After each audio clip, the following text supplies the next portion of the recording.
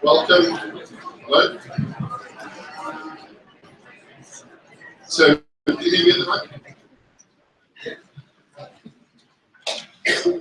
Welcome, everybody, and thank you for coming. My name is David Higginson. I'm a GP in Dudley, and I chair the CCG for Dudley. Dudley, where the sun always shines, and any of you heard the news this morning, we don't need vitamin D here, we don't get coughs and colds. So I'm not the 1 in 20 people who take vitamin D avoid some colds. I apologise now if I'm a bit croaky and a bit snotty and so forth. So welcome to Dudley. Thank you very much for coming. Hopefully it will be an informative and enjoyable day. There are lots of members of the team around, so if there are any problems, any questions, just speak to somebody and we'll endeavour to help in any way that we can. The usual formalities, I think most people will have seen toilets on the journey through. There's no planned fire alarms. If the fire alarm does go off, we can exit the building following the usual green signs. And the meeting point is at the front of the building here on that sort of area of car park. Usually think about mobiles, people can just switch into silent. We're all busy, some of us do have to take calls, but that will be helpful. There will be opportunities for questions as we go en route. So if we could keep questions to the end, then we can manage that in a structured way. In Dudley, we're very lucky. We have lots of advantages which have been great enablers. We've got a great team. We've together built great relationships across the patch. We've got excellent clinical engagement that lots of people have worked very hard at building for a very long time. And we've been very lucky in that we've inherited very early on. We've established some excellent building blocks that have been facilitative. We are willing to share. I feel very strongly, and my entire team feels very strongly, that we are part of a wider system, particularly within the National Health Service. It's important that we do share the learning, the successes, and things that don't go quite as well. And we will be open with you about that. I find it very disappointing sometimes where you only hear about the successes and people repeatedly make mistakes because they haven't shared the learning around where the errors have been. We will not do that. We will share them. And if there are questions that you have, if there's more information you want subsequent to the event, please get in touch through the team. We will endeavour to be helpful. We all recognise that change is challenging. Let's not be naive about it. There are different levels of appetite. And people are often nervous about change. They're often nervous about the journey that has to be entered into. But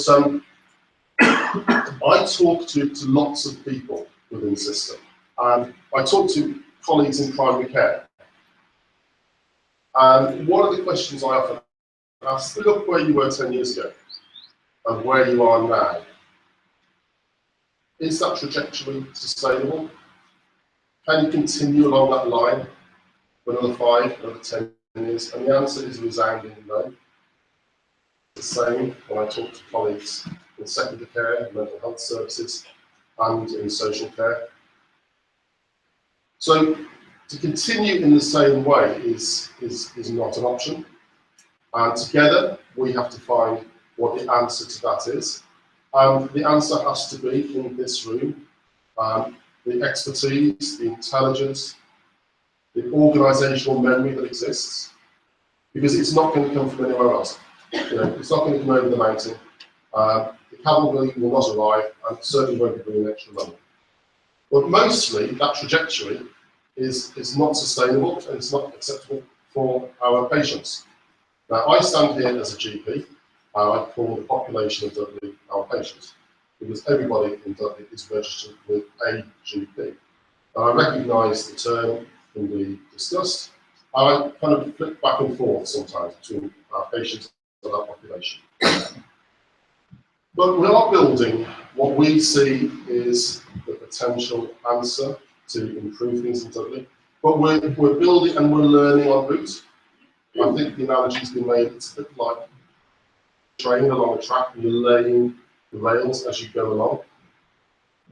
But we have a vision, and what we are working towards is an integrated, population-based approach to deliver better outcomes for our population, our patients. That is what we're aspiring to.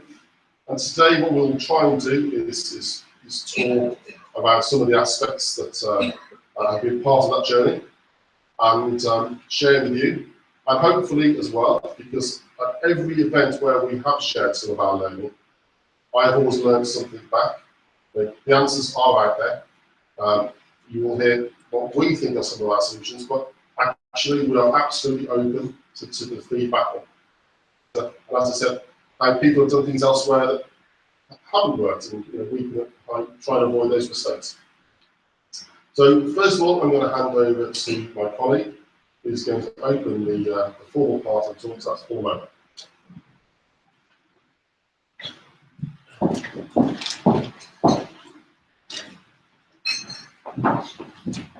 Thanks, David.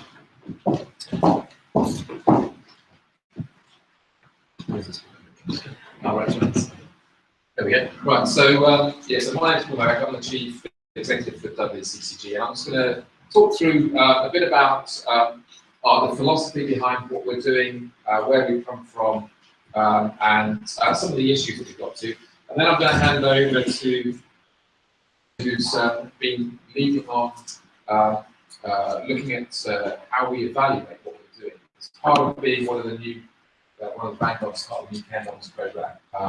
Evaluation has been built in as a key component of being the vanguard, and I think actually one of the things that's really important learning in itself is the importance of evaluation. Evaluation, which is both sometimes really positive, sometimes, as David was saying, actually raises questions and tests us about what it is we're doing. So, but to start off with, I'm going to just talk about where we came from and our thinking behind where we've got to today. So we started, our CCG actually started as an organisation just over 4 years ago, and our core purpose as a CCG is around commissioning services on behalf of our population. But we wanted to think through, okay, what does that actually mean in practice? How are we going to add value? How are we going to actually think differently to make a difference? And we started with, well, what are the underlying principles behind any changes or service improvements that we want to make for our system? And these principles really then drive our thinking forwards in terms of, on the basis of what changes we do make. So the first, I mean, they're pretty obvious, I think, but the first one is that, the concept of shared ownership. We are publicly accountable. We are publicly funded. Every person is registered with a Dudley practice. So our population of patients, our Dudley residents, are in effect our owners of the services that we commission on. And we have a mutual interest in trying to deliver the best results for them in managing their own health and well-being. And so with that then comes a shared responsibility, both between our staff, but also between our staff and our public, and how we engage with each other in order to achieve the best possible results that we can. And you'll hear us talk quite a lot today about the concept that comes from that of teams without walls, which is really about making sure that we bring our frontline staff together who really ought to be working together. Bringing our staff together regardless of what organisation they're in, across the organisation boundaries that they work, so that they can deliver the best possible results in the interests of their patients, and do that together with their patients. So taking a shared responsibility together is really critical. And why are we doing that? Because we want to achieve a shared set of benefits in terms of better outcomes for our patients, but also actually better job satisfaction for our staff as well. To show if your staff are confident in their work and enjoy their work, they deliver better results for their patients. So for us, this is actually all about people. It's about the staff that deliver care and the patients and public that we serve. And so the underlying principles behind what we're doing, it all really stems from that. And that led us to think about how do we define the value of what we do. And very often we start to drift into financial value. We start talking about value. And let's be clear, finances are a key issue, and in the environment we currently work in with financial constraints that we're under, being able to work effectively and efficiently is extremely important. But we kind of define value slightly differently. First, basically at three levels. So the first one is around maximising the potential of the individual to manage their own health and well-being. Virtually all the services that we're bringing together under the MCP are all about supporting the individual in their own home, in their own circumstances, in their own community, to better manage their own health and So first of all, how do everything we do, how do we ensure that we design things to achieve maximum value for the individual? How subsequent to that do we design things to achieve maximum potential value for our staff so that they can do the best possible job they can with those? But increasingly and more importantly, we're finding a key issue is how do we come collectively together to empower our staff to work as effectively as possible together. I'll talk a bit more about that in a minute. So with our model of, this is the kind of outline of our model of care. And if we take Dudley as a system, so Dudley CCG, we currently spend about £450 million on health services in Dudley. We've now pretty much defined services into two categories. So about half of our expenditure is on services which are currently across multiple organisations, with our GP practice, our community services, our mental health services. But services that really are all about population health and wellbeing management. And what we're trying to do with the MCP is bring all those services together. But that's half the system. The other half of the system is our acute sector, both acute mental health, but particularly acute, acute physical services, largely run by our local acute hospital. So the emphasis that we've been working on as a CCG is around the population piece. The half of the system at the moment operates across multiple different organisations. And our care model has three basic levels. So it starts with the person and their social network and the community that they're part of. And when we first started this, we talked about this about the person registered with practice. And that's still part of it, but what we've come to realise is that it's the person in their community linked to their social network that is really important. Some of the things that you'll hear about in terms of some of the work and learning that we've found through those things that we've done, particularly in cooperation with the voluntary sector, is that we found that if we understand people's social circumstances, and if we can help people to connect into their social networks, or where it's broken down, create new ones for them, we can actually have not only a significant impact on their health and well-being, but reduce their utilisation of particularly primary services. So understanding the person in their own social circumstances and ensuring that they have confidence in their own a critical part of a population-based model of care, which is about supporting people's health and well-being. So it starts with the person and their network and their community. And of course, central to their community, slap bang in the middle of their community, is the GP practice.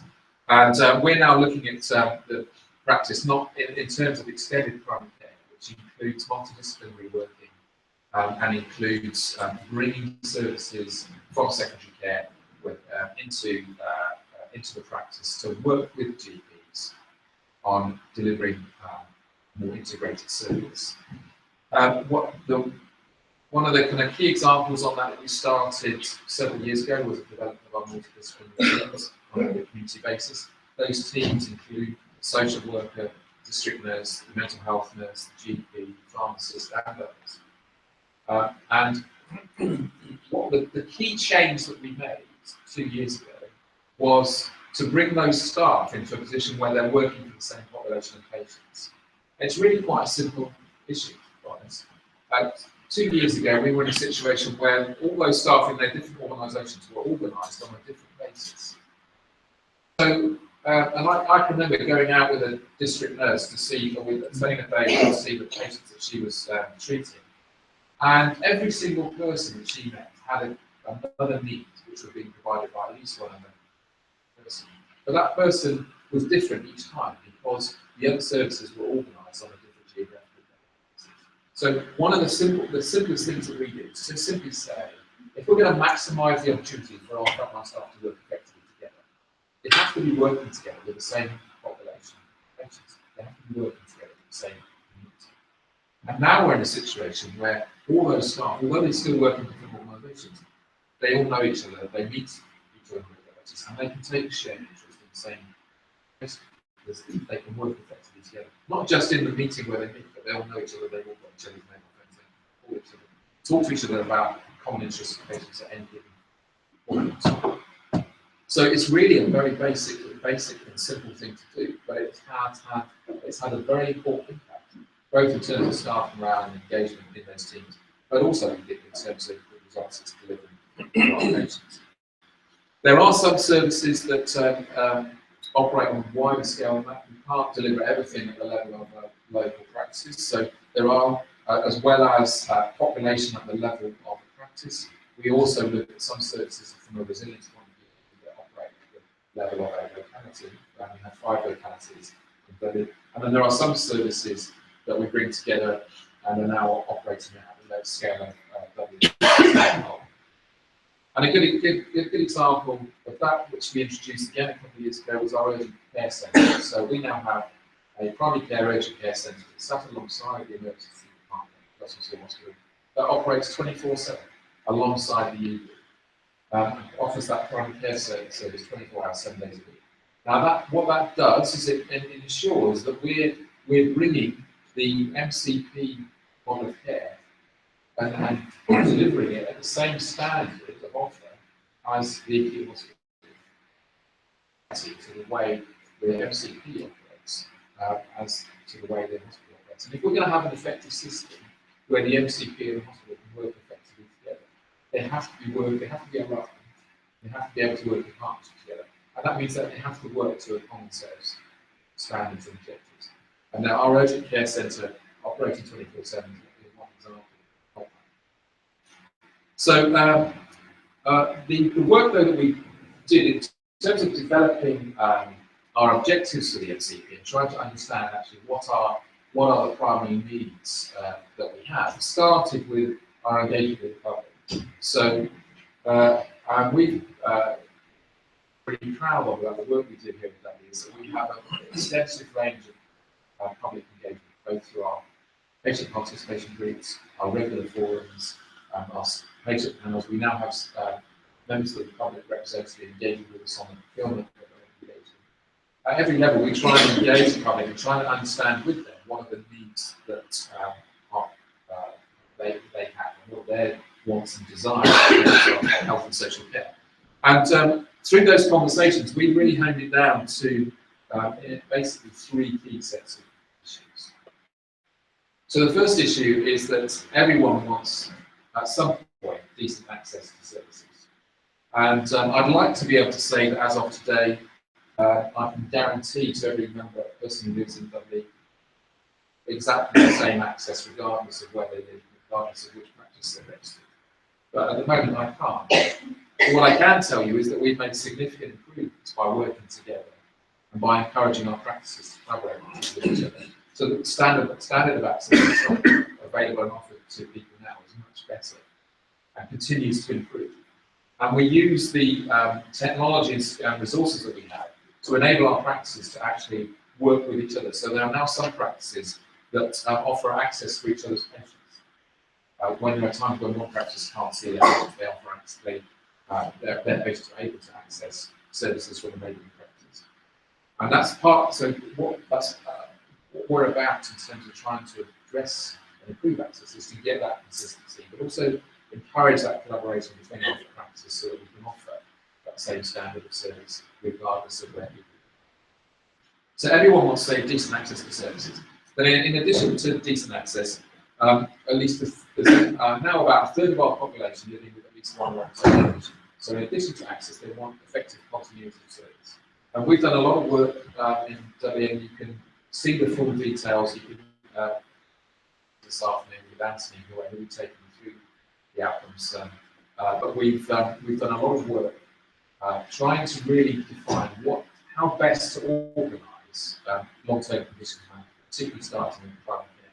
So we've set aside the quality and outcomes framework, the national one, developed our own outcomes, which is aligned with the long-term conditions that are primary importance to our patients.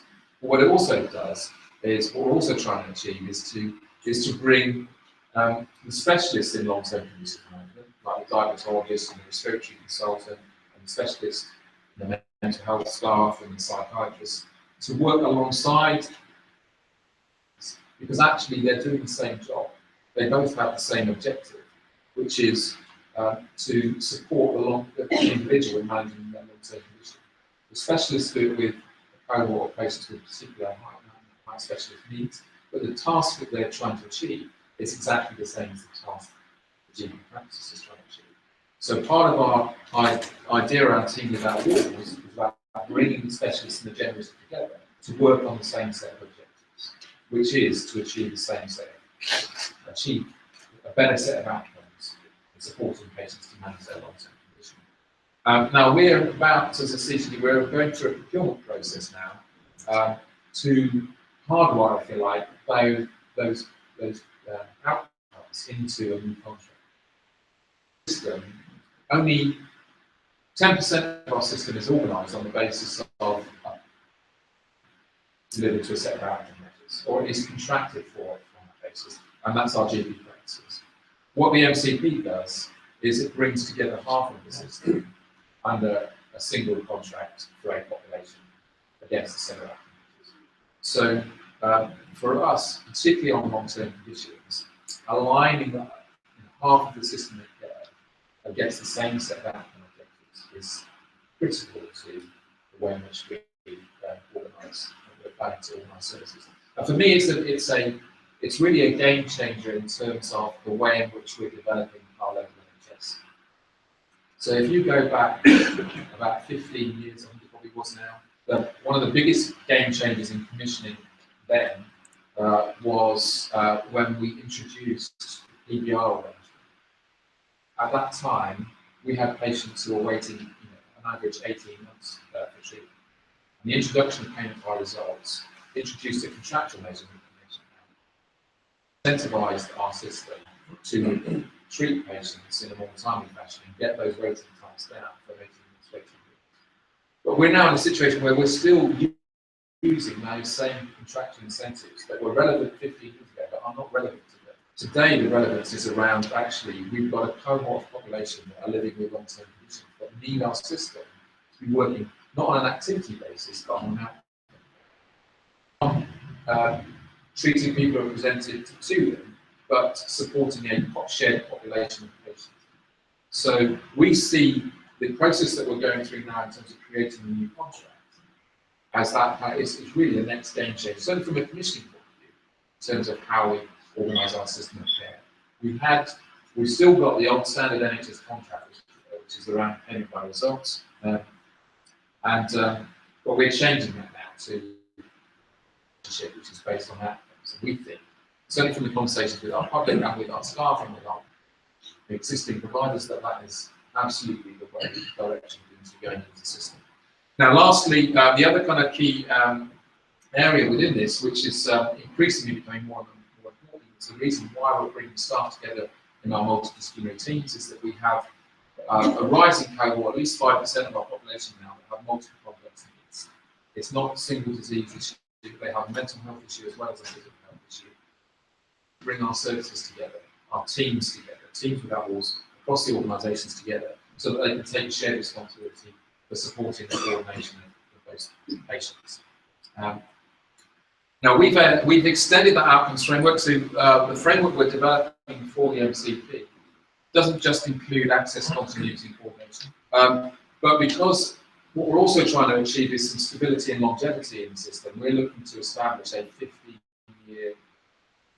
What that enables us to do is expand our understanding of and our objectives around the MCP, not just to those things, but also onto long-term population health. And that's really, so our objectives that we're looking to set for the MCP include issues around population health, which then brings in public health agenda. So our colleagues in public health and the council are committing their resources into the MCP to contribute to this long-term objective of not just addressing the issues as they present today, but also starting to look at what's the long-term interest of our population and long-term needs. Again, if you want to find out more, the full details around our outcomes framework is on our website, but also there'll be a session this afternoon which you can learn a bit more about that. I just going to very briefly talk a little bit about the procurement process that we're going through, just to give you a kind of idea about what that looks like. Now, one thing that I must stress is that other organisational forms are available. So we are not fixed on a particular organisation form at the moment. As a CCG, we are currently just entered Gateway 1 of the new ISAP process, which our regulators have come together on. So we're currently being evaluated on our preparation for our procurement. If that's successful, then we'll be starting our procurement formally in mid-March. We've already run a series of engagement processes and have engagement events with the over 60 providers in the region. And you'll be hearing from our GPs a bit later, who are leading the steering group and are leading the engagement not just with the practices, but also with potential partners to create the MCP. But the key thing to bear in mind about the MCP is that, and it's not just the CCG, it's the CCG together with the council, so my apologies for the council with that. We want to establish a single population-based contract, which is on a set of, against a set of outcomes. That's what this is all about. To have a single organisation that then brings together our GP practices in a formal integration agreement with the MCP, but also potential other partners as well, to create this shared way of group. Everything that you're going to be hearing about today, and you've heard from me, is all about what we've achieved, but also some of the struggles and issues we've had with the organisations as they are at the moment. We think we can take it a step further by actually bringing all these things into a formal arrangement. All the things that we've done so far have really been despite the current organisational forms and despite the existing contractual arrangements. And actually, I think it's a testament to the partnership between our providers and our GPs, and the fantastic amount of work that's already gone on. But we think we can hardwire that into a long-term relationship, a long-term arrangement, by undertaking this contractual process. The last thing I just want to end with is that it's important, I think, to think about the MCP in our future in terms of what are the assets that we have. Now, I've already talked quite a lot about our staff. Our staff are our key asset, and also our public are our key asset. But there are a range of assets that the MCP and they're coming together in this way enables us to address. So one of the things that we've already done quite a lot of work on Dudley is technology. We don't have every single member of staff on the same system. That's still a way off. But all of our GPs are now on the same system. And one of the things that's enabled us to do is enabled us to standardise the support to our GP practices, and therefore, and as a result of that, with the new outcomes framework, standardise the templates and some of the workflow processes that our GPs work to. It's enabled us as a CCG to provide a much better support offer to our practices because we've standardised the technology. But what it's also enabling our practices now to do is collaborate with each other. And like I said before, share opportunities around access. Typical. Share, were you told to switch your mobile phone? Some people just don't pay attention. So it's the technology is enabling our practices to work more effectively together. One of the other things that I just wanted to, we haven't really made much progress on yet as a CCG is the estate, much to our frustration. Now we have at the moment, I think across health and social care, we operate out of about 80 different locations. Varying from some fantastic primary care facilities, state-of-the-art primary care facilities, right through to a portal. We've got a bit of work to do on actually rationalising and making better use of our estate. If we rationalise this, I'm not suggesting we're going to do this, but if we rationalise the estate down to just 20 locations, the Dudley public would live no more than half a mile away from one of our centres. So there is a lot of opportunity to think about using the estate differently. There are a lot of challenges with that, but we're hopeful that by coming together as one, that will create new opportunities to look at the estate differently and also potentially attract finances into be able to enable us to relook at the estate and use it far more effectively. But the last two things I just want to touch on is really about leadership and information. So then that hopefully nicely segue into phrases. So for me, the kind of leadership, I'm really proud of the leadership in Dudley. I'm proud of our partners that we work with, I'm proud of the GP leadership because this, what we're trying to create here is really a new way of working. The MCP, when at its heart, is all, as I said before, is all about supporting the public to better manage their own health and to enable our frontline staff to work effectively with them. The only way that works is if the leadership take the view, take the attitude that it's their job to empower their frontline staff to work more effectively. That it's their job to be there to unblock the barriers when they arise. We can't deliver an MCP from the top down, because it's actually all about the people managing their own health and well-being in their own community.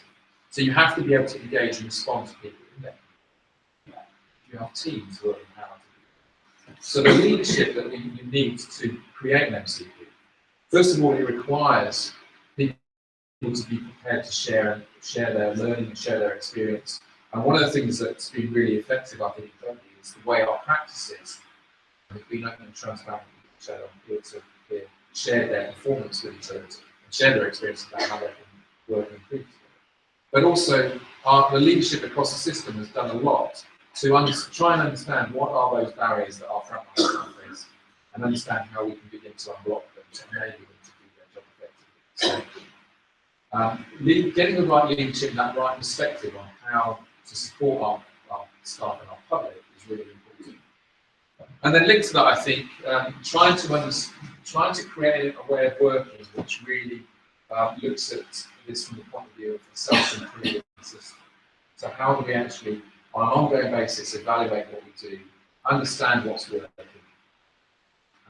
understand what's not working, and block those boundaries, really has to be central to our way of working for the future.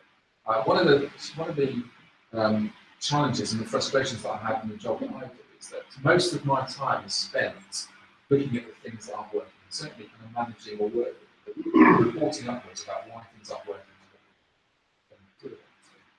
But my experience when I actually see what our frontline staff are doing, our GPs and our district nurses and our social workers and our AHDs out in the community, is they do a fantastic job of engaging with their patients to support them to deliver better outcomes. And really, we need to create a way of working and a way of evaluating what we do to constantly support those teams.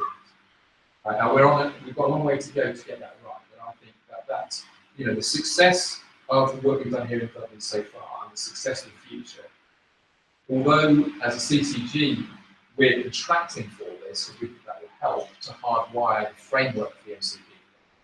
Actually, the success to making this work is the people and the OD processes and the information and evaluation that we use to constantly engage with each other on how we do. If there's one take-home message that I don't want you to take away from today, is that this is all about the OD process and about people. So on that, I'm going to hand over to Fraser, who's going to give you a bit of an outline of some of our learning so far.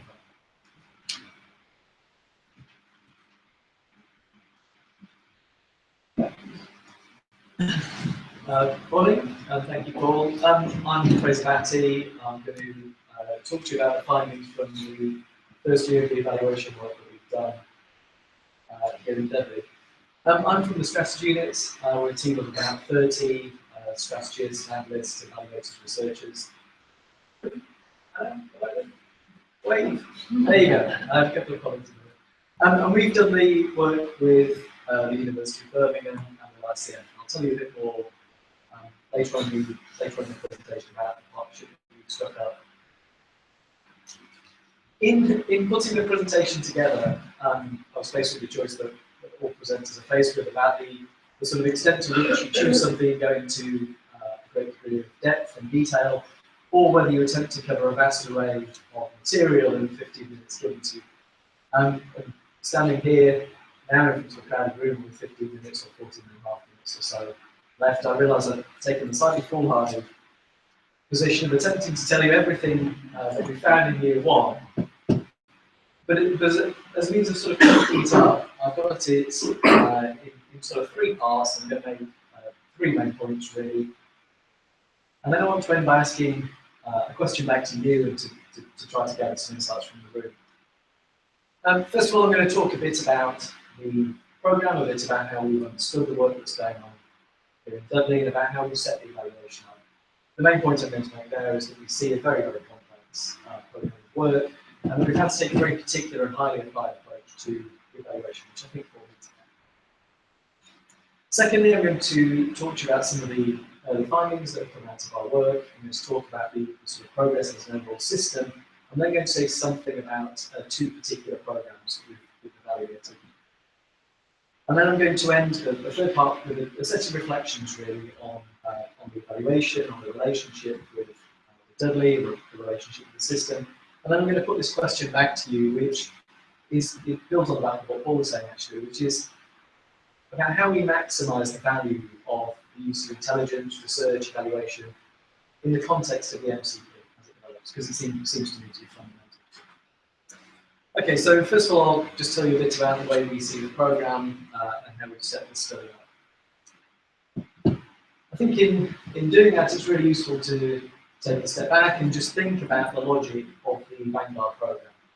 So as absolutely everyone will know, the 5-year review set out a series of challenges that face the system, and then defined a set of solutions, a set of responses to them, prime amongst which, of course, was the new models program, which is now in operation in just 50 sites in the country testing using models. These models were set up deliberately as a set of experiments with the anticipation that they would then be rolled out and would be adopted more widely, and I guess that would explain the presence of some thing that's been done in Dudley. What that means for evaluation, though, is that we've got to be highly focused on learning. It's got to be our job to look at what's working, what isn't, to pull lessons out, and to think about the generation of knowledge that will help people outside of a particular setting. But, just in case anyone was wondering, this is what a Vanguard looks like. So what you have in any Vanguard site, and what you definitely have here in Dudley, is a set of sort of fast-moving live experiments. This is ever-changing stuff. We've got a set of defined ends, since we're all interested in better population health, in better experience, and in reduced cost. But the Vanguards were not given a set of means. There's not a prescribed model that they were given to implement.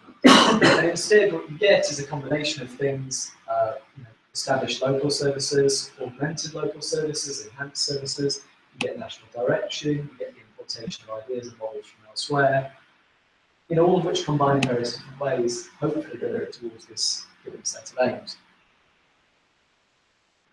Look, it's not a sort of plea for sympathy, because I don't really think evaluators tend to deserve that, but what you get when you approach this as an evaluator is a sort of sense that the tools you've got as an evaluator prefer something that's a little bit neater and a bit more defined and a bit sort of more fit. And you just don't have that. You've just got to live with some of this complexity. So what we've done then is to set up the study to be as applied as we possibly can be, to be as close as we possibly can be to the programme, and also to set it up to look at different levels of the model. Well, good point. So the first layer, we wanted to be able to say something about the overall system. We wanted to be able to say something at the system level. So what we've set up here is a program of interviews with strategic stakeholders, and we've got a set of sort of overall system metrics that we're using. But we equally wanted the ability to delve into some of the particular elements of the care model, so we've set up sort of particular workstream specific evaluations. So I'm going to tell you about two of them.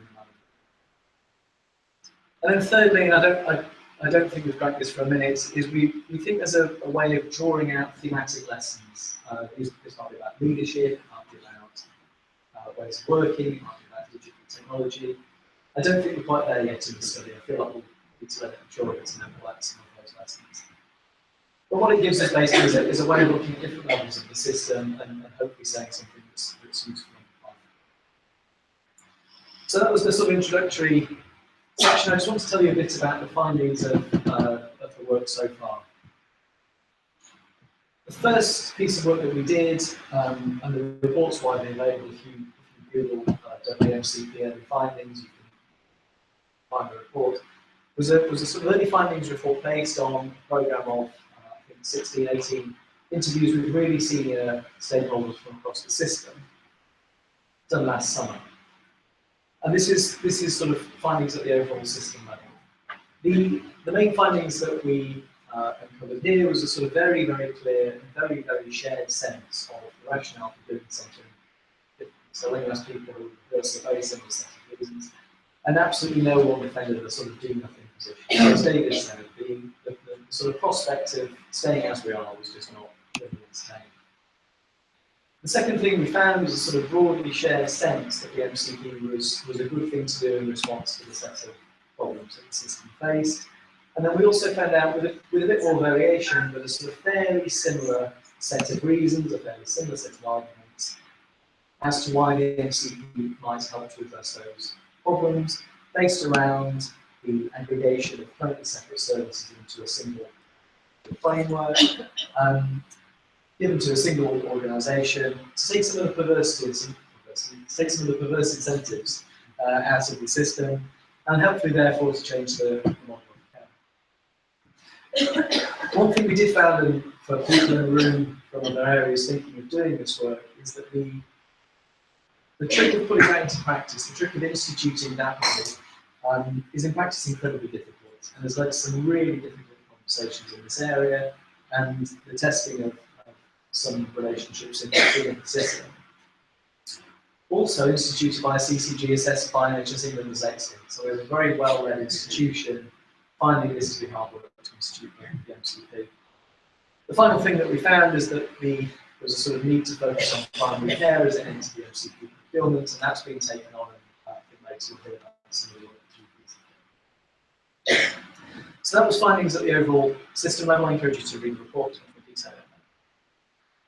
The next piece of work was a sort of specific, a workstream specific piece of evaluation that looked at, in effect, Dudley's new QOF. So the rationalisation, the simplification of the QOF framework put into practice. This study is, I mean, it's literally just reported, the draft report is with the CCG at the moment. The main findings here were about the sort of significant levels of effort involved in designing and piloting this work, and we have a workshop later on in Tim and Tim Husborough leading, that will tell you about all the efforts involved in getting the framework up and running.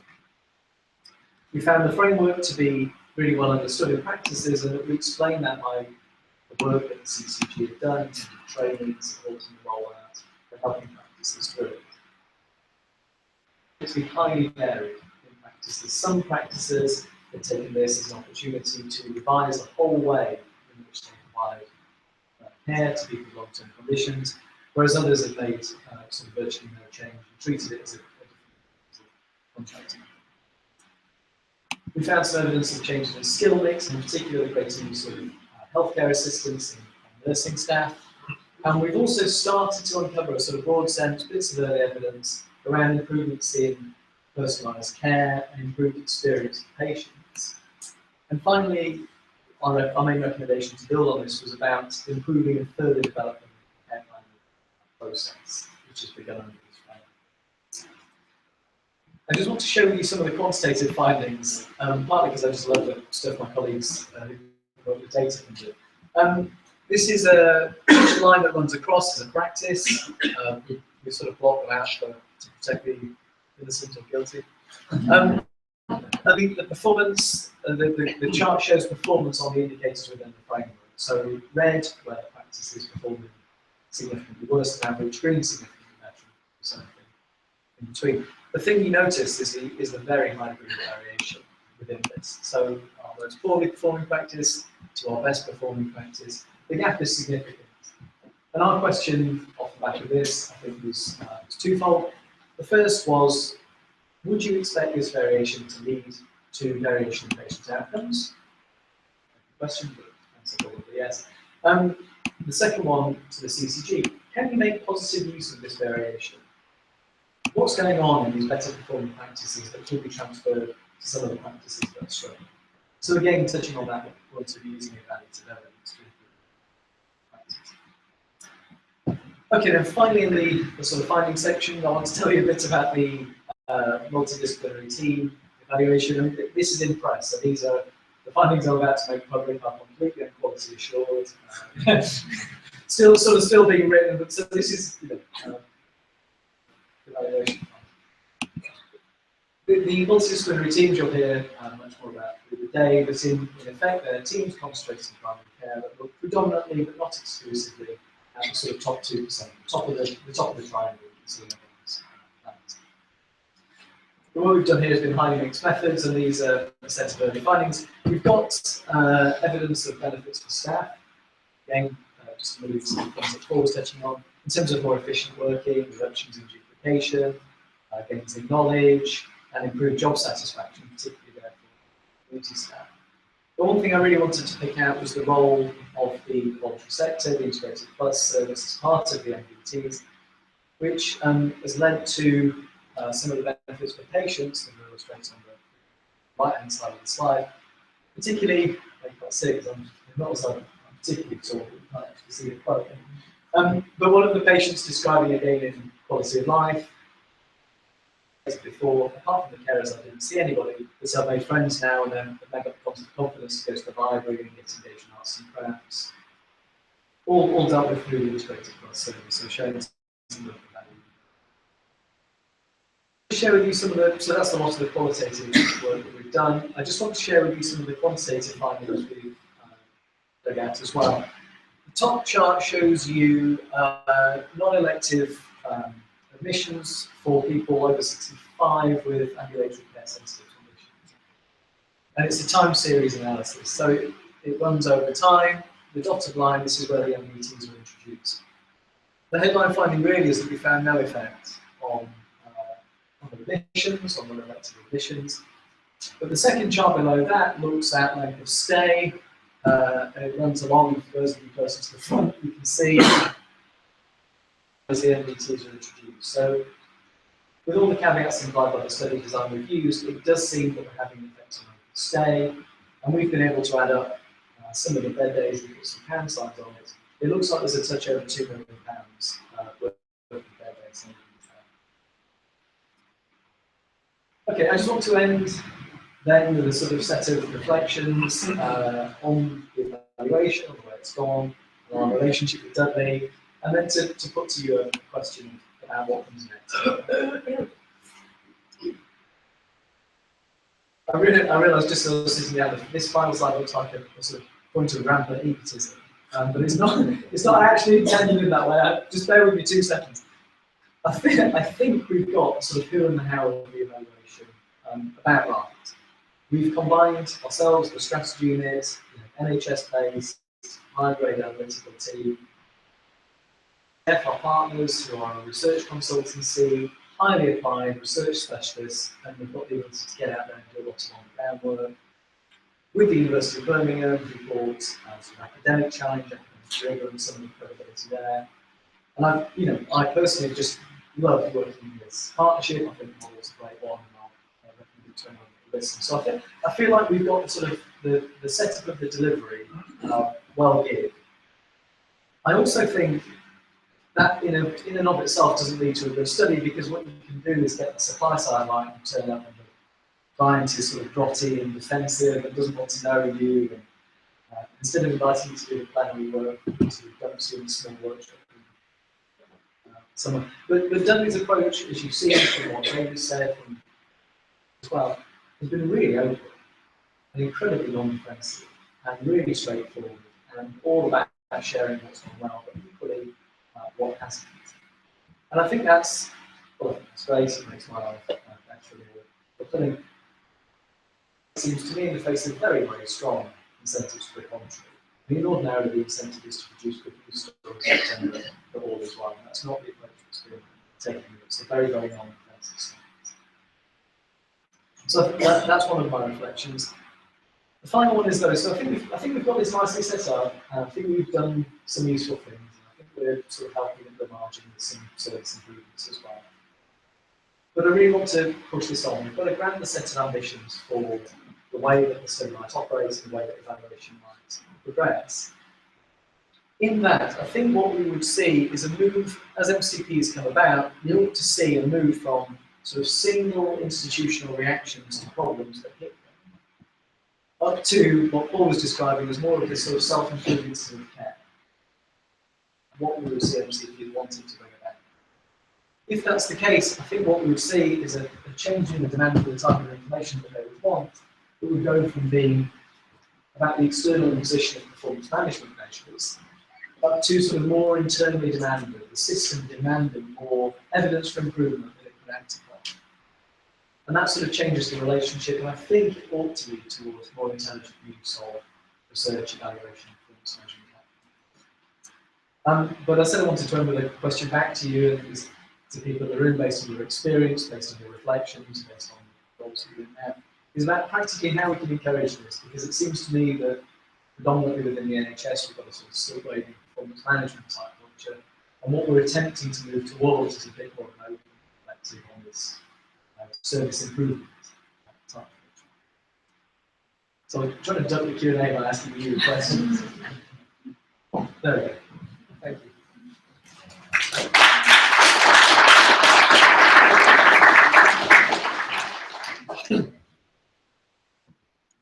Thank you, Fraser. Okay, we've got time for some questions, and we've thought it'd be helpful actually to put a panel together. So people who have been already identified to be part of the panel, if you'd like to come on up. And maybe if I'm going to just introduce yourself, please.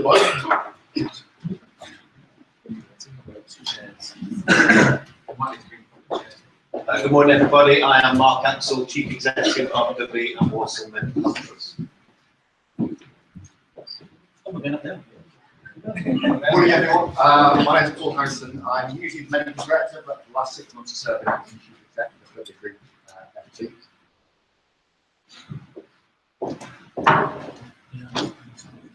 Hello, I'm Leslie Whitmore. I'm from Black Country Partnership Trust. I'm Director of Ops and Deputy Chief Executive. Feels like not the week. I'm the Chief Executive of the Voluntary Sector Council. I'm Tony Owen, Deputy Chief Executive and Strategic Director of Dudley.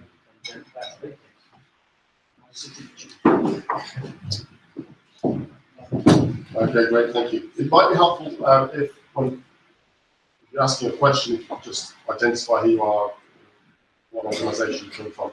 Just helps give some context. And we've got a mic as well, so. You might not need it. Any questions? What you've heard so far this morning? I just wondered, how did you decide how to evaluate performance?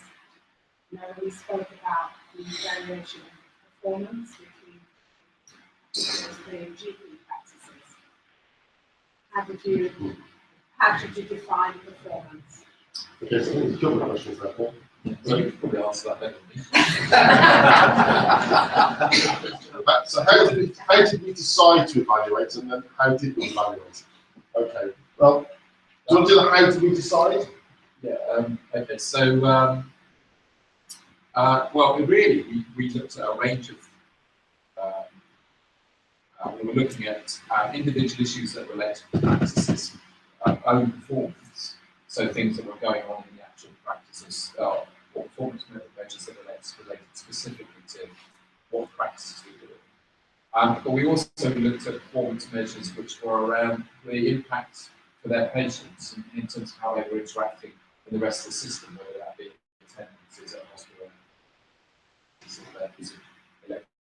so we looked at a range of measures which are both relevant to the actual work of the practice of their patients themselves, as well as where their patients are going to receive care elsewhere. And what we produce basically is a set of benchmark data that every practice can see how their performance related to every other practice across the board. In the early days, I mean, I had lots of conversations with individual clinicians and individual practices, because whenever, based on evaluation, somebody appeared to be performing not as well as they could be as a practice, there was a common theme, and the conversation normally went along the lines of, oh, we're different. We're different because, as all said, our patients are older, sicker, poorer. But when you have the data, and you put it down there transparently, behind the closed door, and you say, you know, as a clinician, we do the same job. the patients aren't any different. And then you can put that data down, then be transparent about it. Peer review on a locality basis. So you sit amongst your local colleagues, and you have to put the mitigating factors in there as well, because it hasn't been a level playing field for a very long time. But then people are absolutely wanting to do better. Nobody wants amongst their peers to appear to be not as good as they should do. And people shared, as also when people were performing well, they were very openly and generously share how they were doing things better in their practices. And that was very enabling. I think there's a question over here. Put that hand up.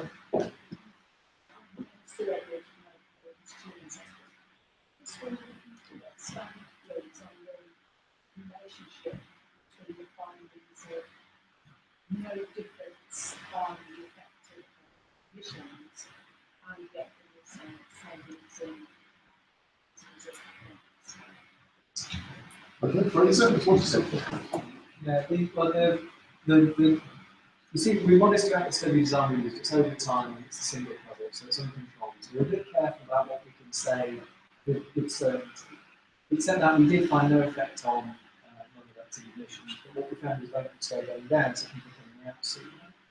We added up the bed dates that we thought had been saved in terms of sooner applied to a couple of hotel costs or whatever it is, and get to about 2 million. So it's the reduction of yes, I stay. get that. I understood that. But did you make the conclusion because why the model is influencing the as opposed to the admission, not the admission? I see what you mean. We've not finished the analysis, so we're not full of exploration. Except that the population that have been targeted and discussed in the MCP is probably going to be more confidence in terms of passing people out back into the primary sector. Now that's a sort of early unexplored and unanalyzed theory, but that would be my starting. Well, there's some aspects of evaluation that are qualitative, obviously some that are quantitative, and we have conversations across clinician colleagues. And the one thing about this model is pretty universal. Is people might say, well, I'm not sure where it saves me work, time, effort, but I absolutely feel I'm now caring for my patients in a better way. And then you look at the quantitative evaluation, that's some of the work that's been done as a direct link through to the third sector. So actually managing people into utilising a wider resource. And quantitatively, on the initial evaluation, that has shown a significant impact on how much those people use primary care resource. We're talking about 25% reduction in GP appointments, 30% reduction in GP home visits by that direct management through. Andy, I don't know if you want to say something to all about that. Just in terms of some of the diverting people away from expensive medical areas, my colleagues who are in the workshops today, the integrated person, they have a report of some case studies about working with 30 to 40 patients who are savings on those. 30 to 40 patients who are savings meted so far.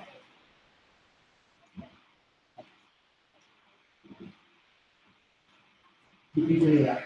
Yeah, and bear in mind now we're over 2,000 patients. So you can do the maths. So I think there's actually a question directly, but an alternative approach about working with people and an asset-based approach and looking at diverting them away from the evolving door of medical services is moving to taking them.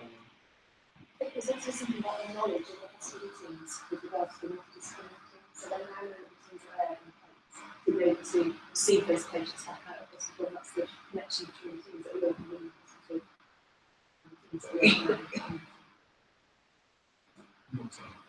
Yeah, so I think everything that's just been said is right, and clearly you have to regard this whole process as being work in progress. I think it would be fair to say we certainly noticed there's a difference in the way that the system is working on many levels than it was in the past. When you look at admissions, though, of course, we need to bear in mind that the national trend is pretty steeply up. So when you look at increasing admissions, that doesn't necessarily mean you have not succeeded in doing something. You may have changed the rate of changes that have occurred in terms of the numbers that are going up. So I just think that's something that's important to bear in mind.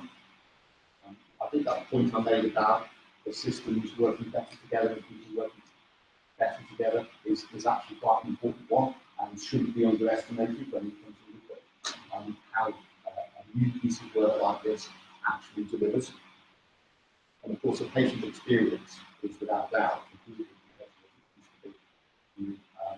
I'll just tell the story because it struck a chord with me that I don't remember we had a patient who was having multiple visits from multiple different organisations, lots of different healthcare workers.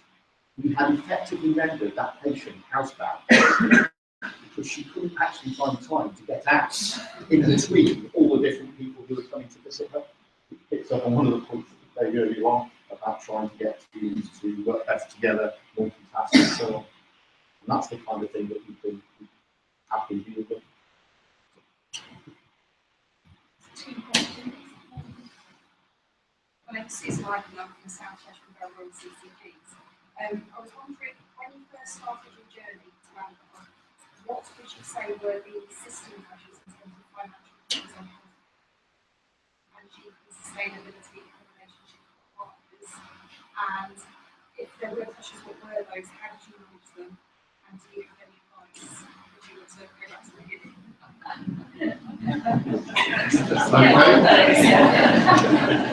Right, there's a few things there. Essentially, at the start of our journey, system pressures in terms of relationships, organisational tensions, and this sort of challenge. Who wants to take that one? So I'll start. I'll stand up to you. I think when you think about how if we talk about in terms of financial terms to start off with, the consequences that had, we've had a system of care that's over-reliant on the acute sector, massively over-reliant on the acute sector, and we have patients who end up going to the hospital or stay too long in hospital because when it should really be somewhere else. But and if you look at the history of investment, pretty much all of the available growth that we've had in the last decade has ended up going towards secondary care. So, and what we've had in primary care and community services is year-on-year growth in demography. But that's been absorbed within the current resources. And so we see our GP practices and our community services under more and more pressure. And then if those services aren't working effectively together, then that pressure in some instances becomes unbearable. So we have some practices that have been very close to handing in their contracts because they can't recruit new GPs. And if you believe, I think if we believe the national rhetoric that there's going to be another 5,000 GPs having in the system to solve that problem, we've been waiting a very long time. So when we looked at this, we said, well, actually, we have to in order to properly support primary care, which is in effect at the front end of our system, we have to consider primary care in a different way. We have to look at it as in the future, an extended primary care service, which has these other services, these other professions working much more effectively alongside it. So when you look at pressures on the system, yes, we have financial pressures. But to be honest, our biggest pressure is the workforce pressure from the services. We can't recruit more GPs into the system. So we might be able to recruit a few. There aren't enough to fill the demands there. So our assessment of it is that we had to change. We have to go through a process of changing the way the system works.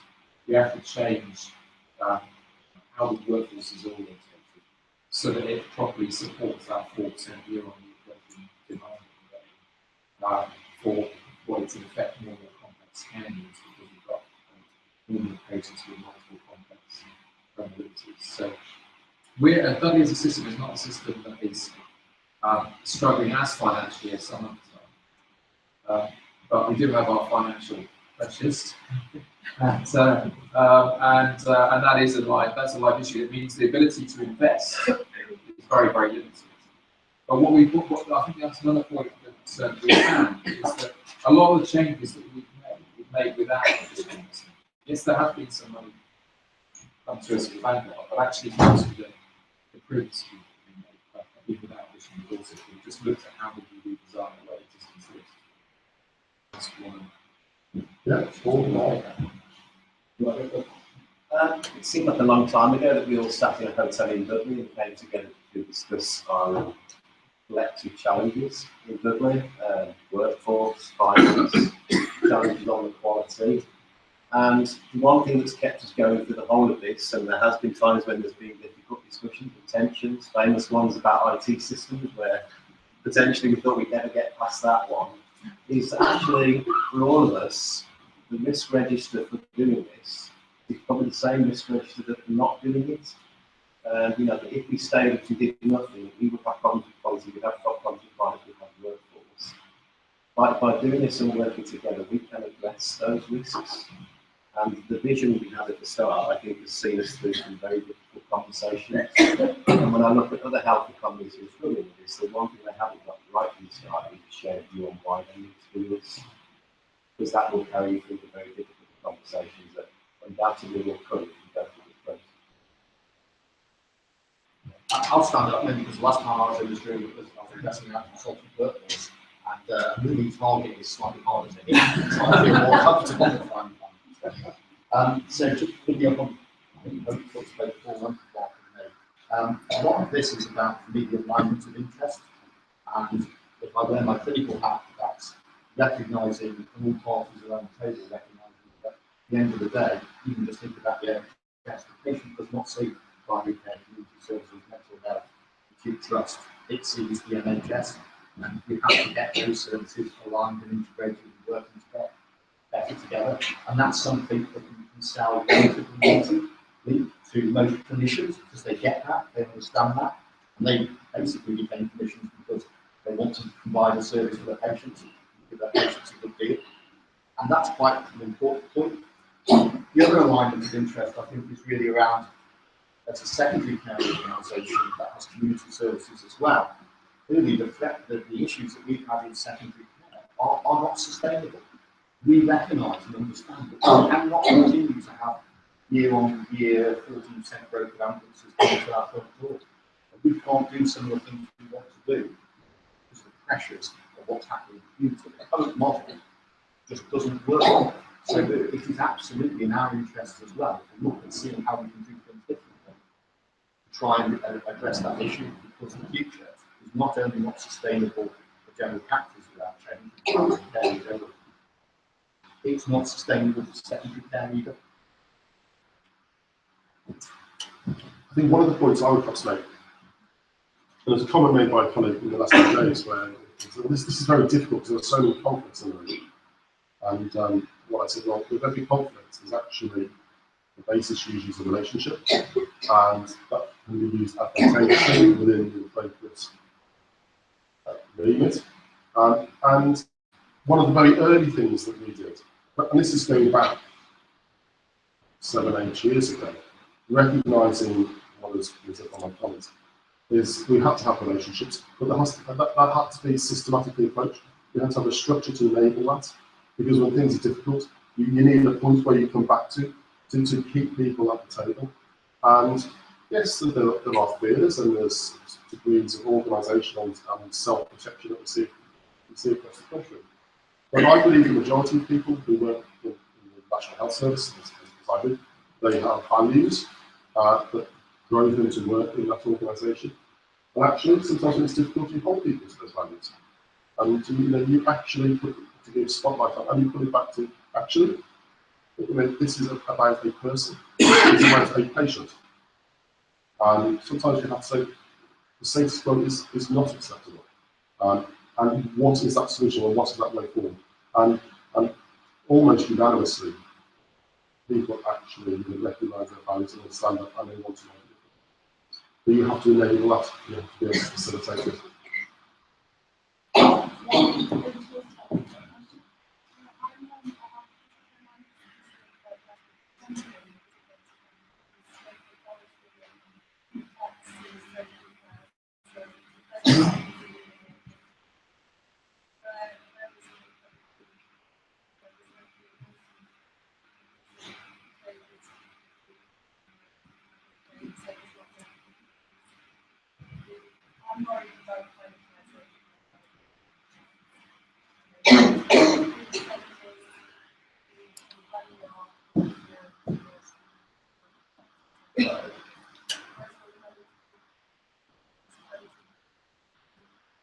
Okay, so what I'm hearing there is you have concerns about privatisation. Where is the money going to come from to pay for the services? Tony? Yes. Really good question. Did you say your health visitor? Yeah.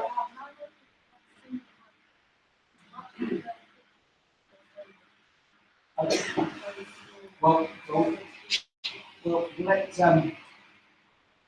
specifics from the CCP. Let's kind of slightly rewind the statement. We will by 1920 in terms of local governments have seen a reduction in the revenue support office, the way you get money traditionally from government, reduced by 70%.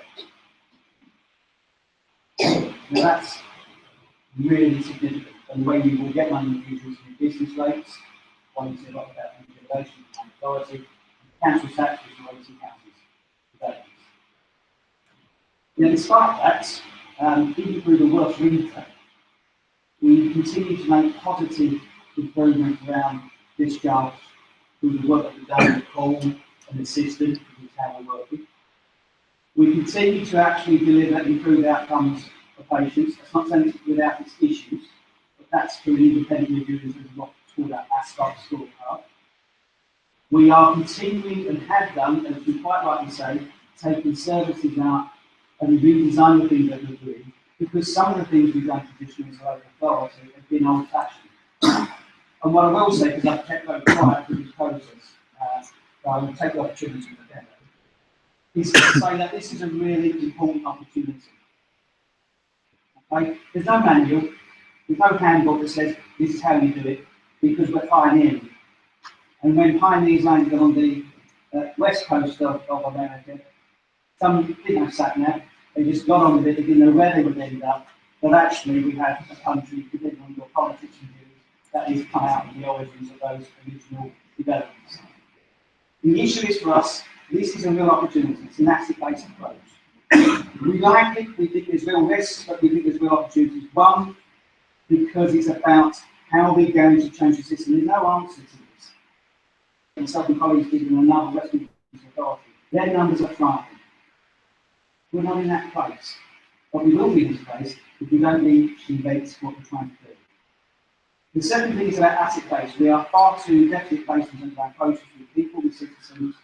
And actually, as Annie's mentioned, there's others in the group who can do a lot more that sustain making people at home. It's thirdly looking at about an approach in terms of how we redesign the model, because you're absolutely right. There is significant amount of investment in Dudley. But is the investment in the AI part of the system to prevent cases and individuals escalating? Even with that 70% reduction, to be fair to Dudley as authority, however, whatever might be in papers and media, we have seen improvements, we've seen redesign, we've seen experts by experience, the use of volunteers to supplement, not replace, what we do. And we are beginning to do that both in children and adults. And this is an opportunity to think creatively. The answers aren't all there. We will certainly be in conversations as a commissioner and a provider, because at the minute it feels very NHS-centric again, I will say that, in terms of we talk about patients, we talk about the NHS system, but the reality is it ain't worth having that part of the system polished, looking really smart, if this part of the system is actually running on empty, or is not able to sustain people at home. And that's why the tax up to the CCG partnership Dudley has come together to create something in terms of something very innovative, because it's wrapped around primary care. It isn't a traditional, it's getting NHS together and social care and the world is different. Structures don't change anything. What changes things is about redesign, innovation, creativity, and about the people, digital and others. So I think it's a really important question, but I think it's about optimism and positivity.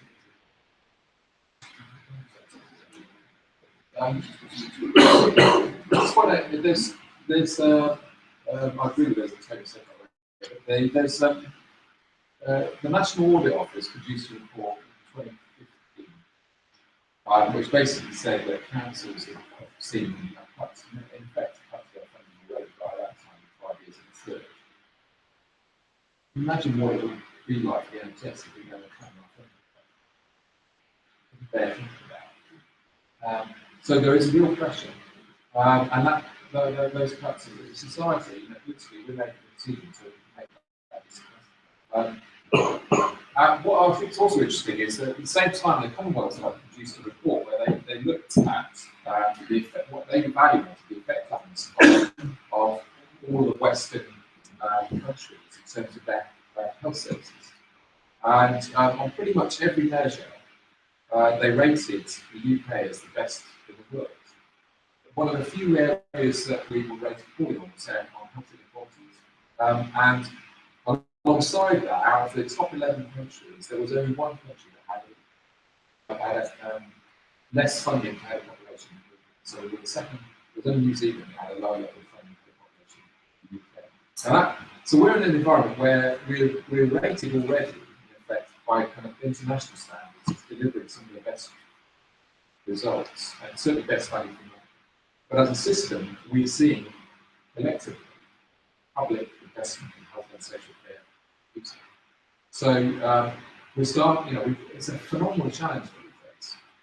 But there is another way of looking at it, which is, despite what the kind of political will is or not to invest in health and social care, if you actually look at the total sum of money that we have as a system to spend, it's in Dudley, it's collectively across health and social care and public health, it's more than £500 million every year.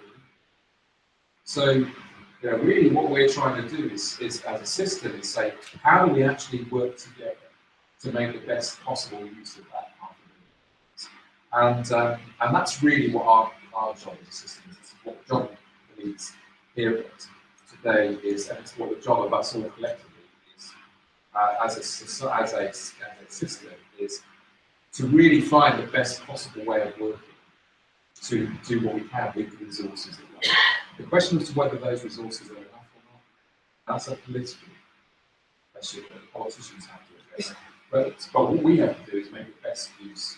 And I think that the way we're going about this is by genuinely to work together and actually share those problems and say, how do we actually deliver a shared solution to that? Is the aim of that, which we can put there professionally and go back to it. So, and I think this is about working better together. It's about empowering our frontline staff to work as effectively as possible. And it does include, in Dudley we have smaller practices as well as larger practices. This is the model we develop works equally for the small practices as well as for the large practices. What we have to do where there are smaller practices, we bring those practices together and have a multidisciplinary team that works across several practices. But I do believe our model works regardless of the size of practices that we have in the system. And we've got some practices that are the size supporting 20 to 30,000 population, but others that just support a couple of thousand. But the model works regardless of the size of the practice. That's important, and we'll move on to the next one. I just wanted to address the workforce question that you raised, and I think that it adds to a tone forward. So we can't do what we've done in the future. We've got to do something different. Person's point of view, because I know you're a health visitor.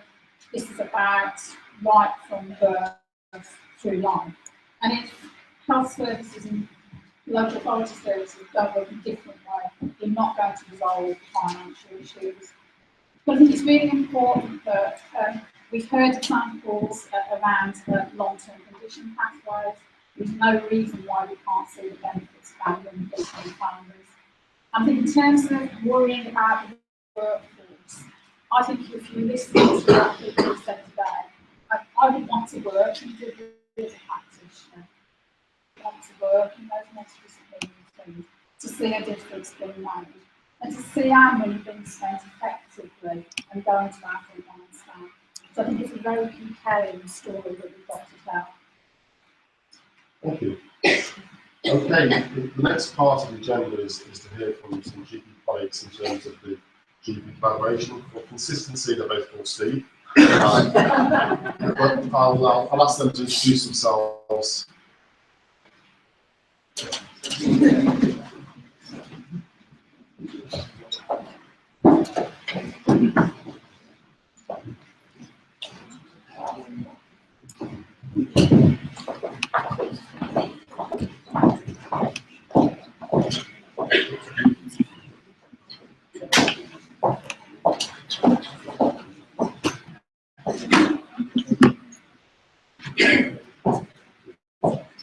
Hi,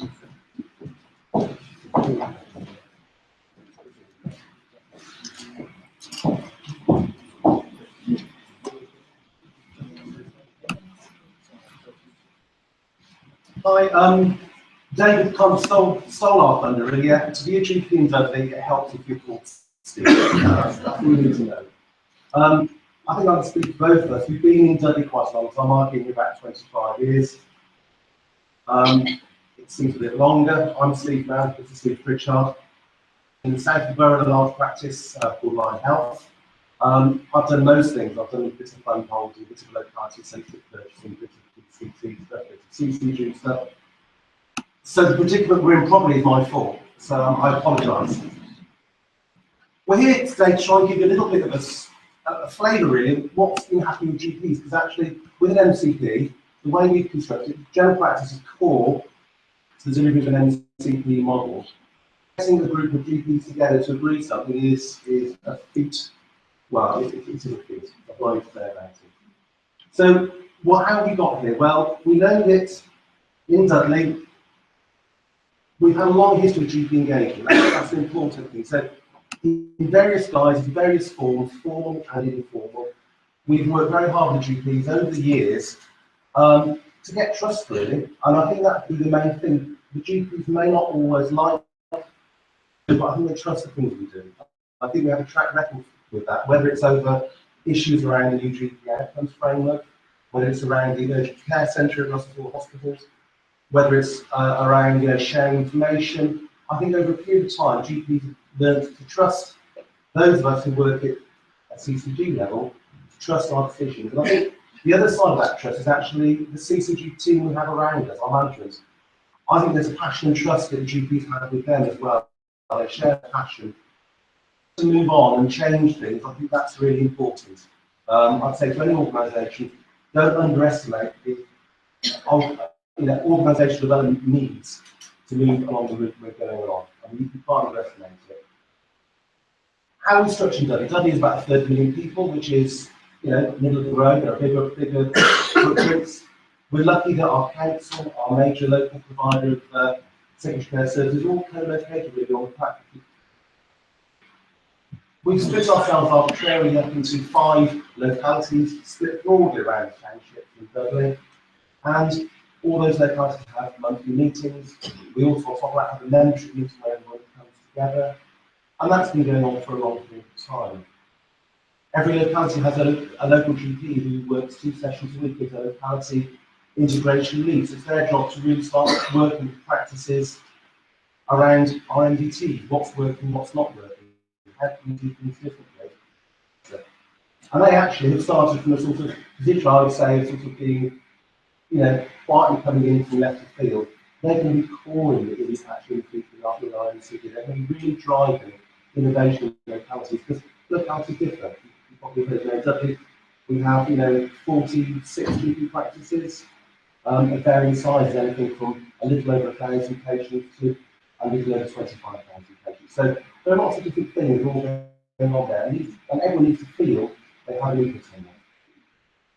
Within CCG, we have a clinical leadership team, and we often joke that we're a clinically led organisation. Sometimes Paul will sometimes stop us and say, what's the conditions thing?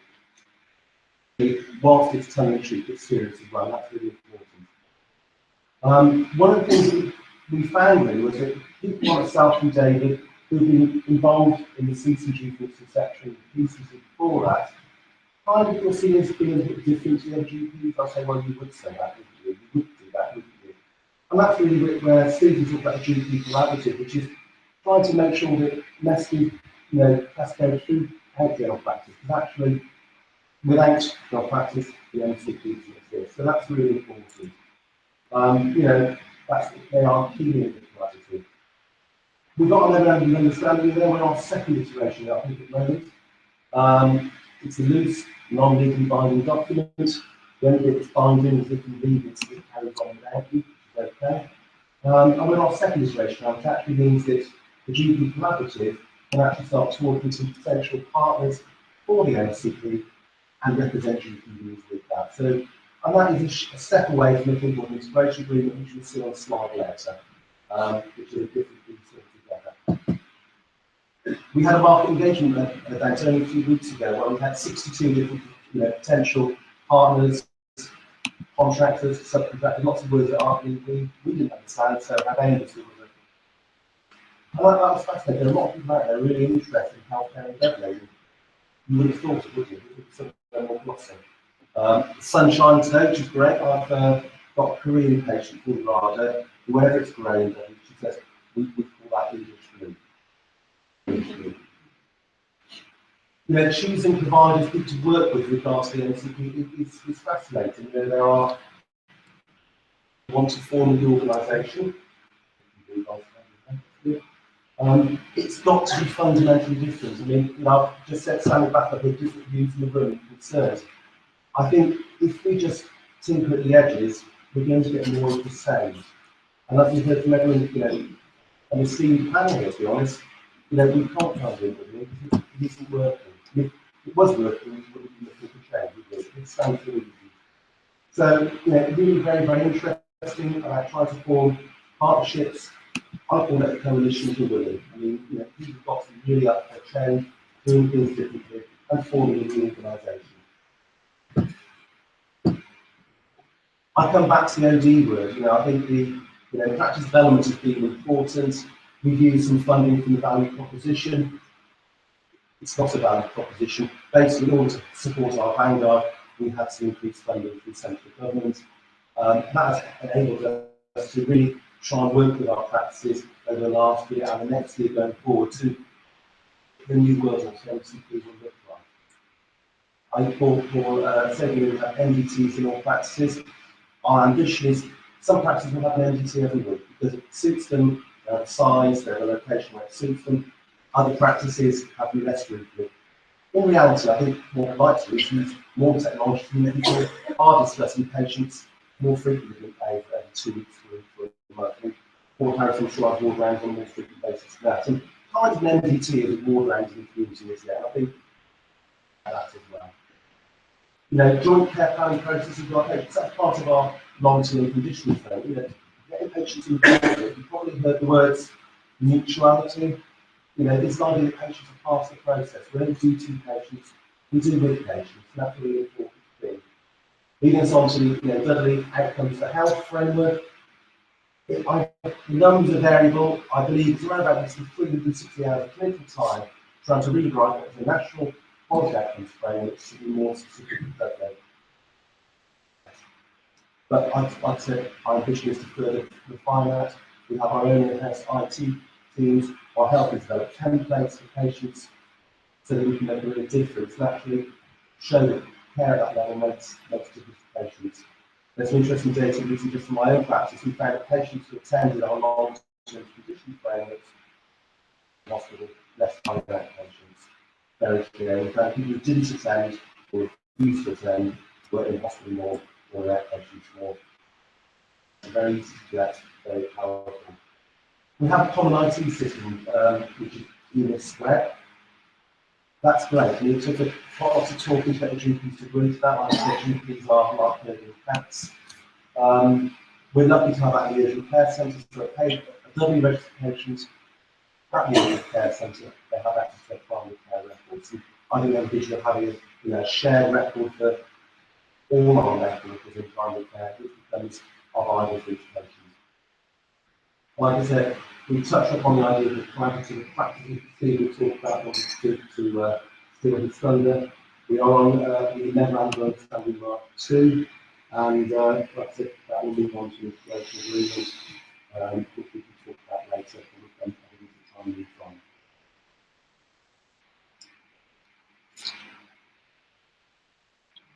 This is a really busy slide. I hope you can see it from the back. It's really trying to summarise where we're up to, where the MCP will be, what we're looking at. I mean, basically, like I said, what we're doing isn't working. We need to change things.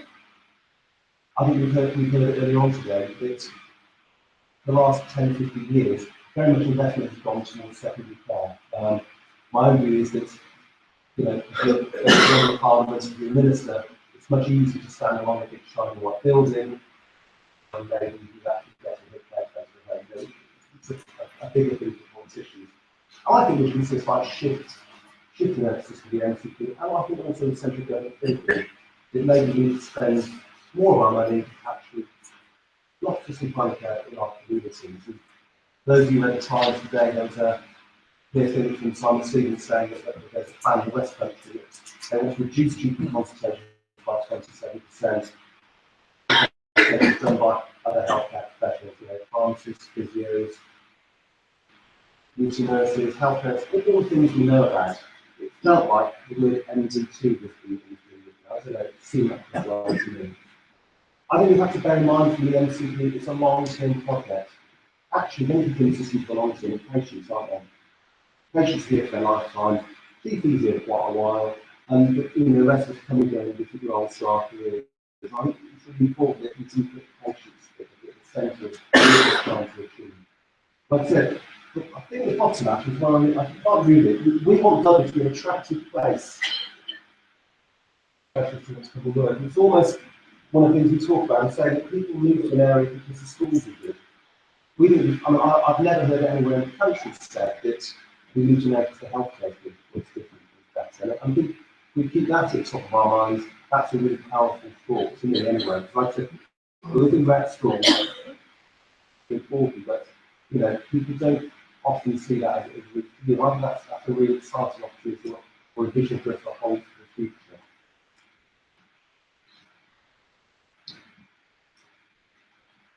So I think what I'd like to do now is have a talk about GP collaborative and give a view from his view, which is probably more in mind of David.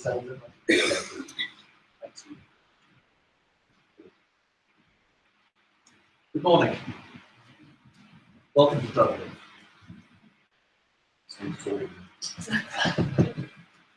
My name's Steve Pritchard. I'm a GP in Dudley. Unlike Steve, who has listed a whole lot of jobs he's done with CCB Commissioner, I'm very new to this process. I'm a local GP. This property is in my practice area. Previous owners are not on this. I've asked to say a few words about some slides about how we've developed the GP Collaborative. It occurred to me that I could summarise what I want to say in how did I end up standing here? What have we done since we started the collaborative? And where do we think we're going? To qualify that statement, there is no I. I think it's very important at this point I name some fellow GPs who have done exactly what I can be working together. Dr. Julian Love, Dr. Richard Bramble, Dr. Simon Hughes, and also David and Steve. The five of us, well, six of us together, two of them cover one locality, David and Steve. The four of us all represent different localities in Dudley and have been working together towards It all started when Dudley achieved Vanguard status and had some money to spend in practice. And I don't know how long ago it was now. 18 months when you showed us that slide with patients in the middle, something like that. I remember being quite angry.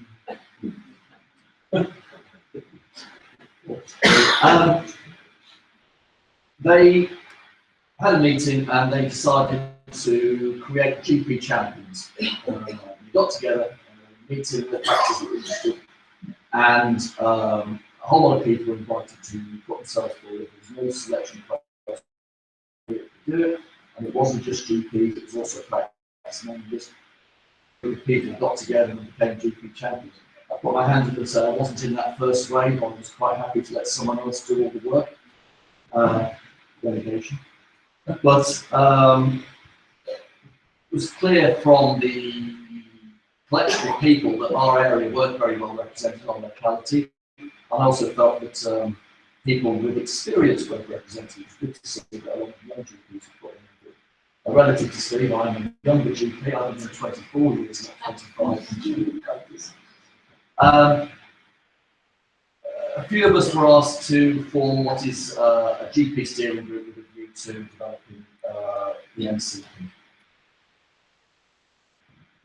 We tried to make sure all the localities were represented, and then we took on the next job of trying to find out what GPs actually want from an MCP, which I can assure you is a We went about this several ways. We have collaborative meetings. All those people who've signed up to a memorandum of understanding, which Steve referred to, are invited to collaborative meetings and we discuss what we want. We also have what are called membership meetings in Dudley. All practices that are regulated with the CCG are invited. And time is put aside to talk about what we want. We also have locality meetings, which are, in my opinion, excellent, where all the practices in the locality get together and are well implemented, well attended, and time is put aside in these to discuss what we want. On top of that, there are many, many phone calls and many, many email conversations. And at the end of the day, we were able to come up with that, which is a summary board on what we want. And sorry, the slides are slightly out of order. So what did we decide, or what did we feel that GPs wanted from MCP? Well, the first thing we actually established was that there was an appetite for it. People were turning up for the meetings and people were expressing an interest. We also felt that all GPs agreed it was the right time to be doing something that was innovative. I heard this word throughout the morning, I think it's the right word. And we're very keen on transforming primary care with the right partners, and that's definitely probably the most difficult thing that's happening at the moment, trying to find the right partners for a future MCP. And also, we wanted the MCP to be a new organisation with a new culture where, again, innovation and creativity can thrive. Right.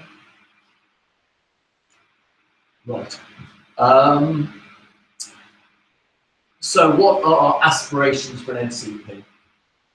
We want the MCP to transform healthcare and voluntary organisations. I think we've already heard from people in the room on the panel. These are the people who are involved with us.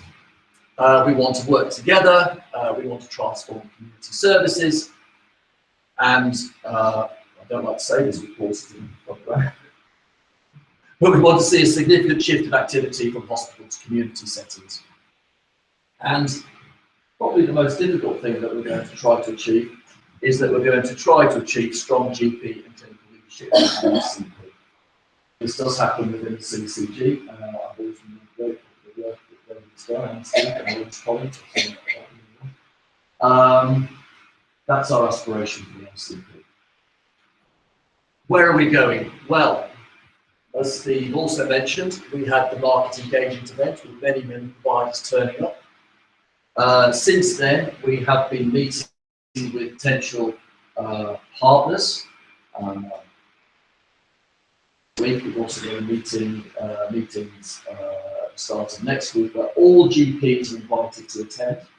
We know sort of just the people who are at the top. This is an open invitation to all GPs. We've even agreed that people who haven't signed the memorandum of understanding would be welcome if they're interested in finding out what's going on.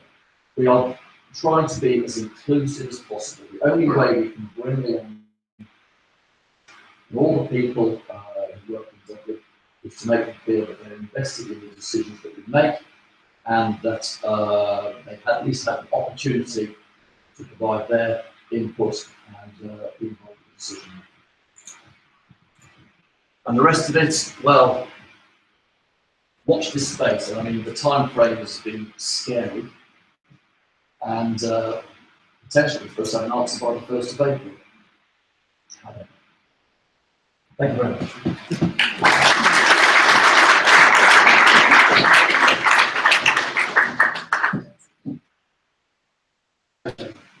Thank you, Steve and Steve.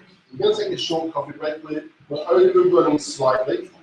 It's interesting, at NHS meetings, it almost becomes a competition. You know, I've been in NHS for 25 years, I've been for 24 years. 32 years? Well, I started my career as what we would call like I was an auxiliary nurse for a long time.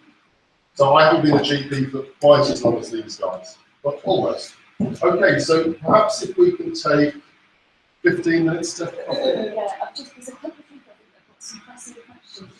If you happen to put the coffee break down, you have to take 2 or 3 questions to the GPs. I know there's some people that are really quite eager. Is that right? Okay, so we drink quick. Yeah. What were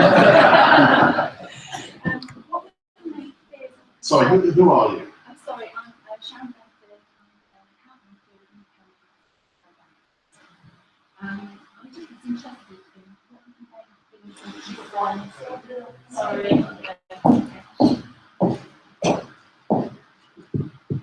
Yeah, what? Okay, how's that? Okay. So, what were the main fears or concerns of the practices getting involved with the MCP, and how did you address these? Were there any fears? Oh yes.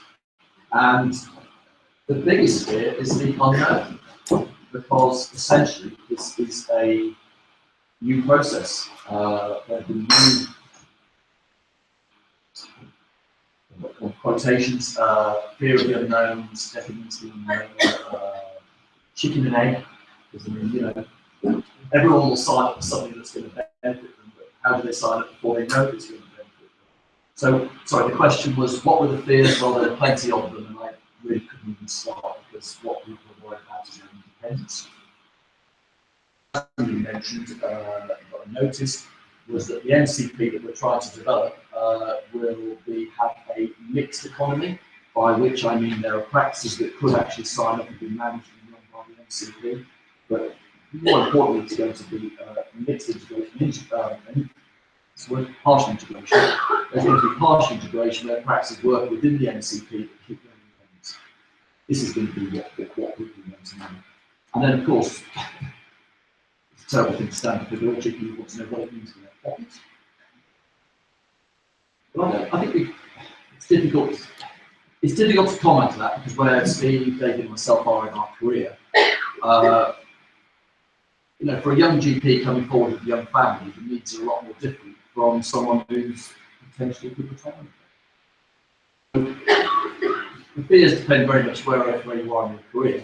The important thing here is actually to develop a model that encourages people to want to be GPs. So already while having 5,000 new GPs, we want to come and work in Dudley. Anywhere else.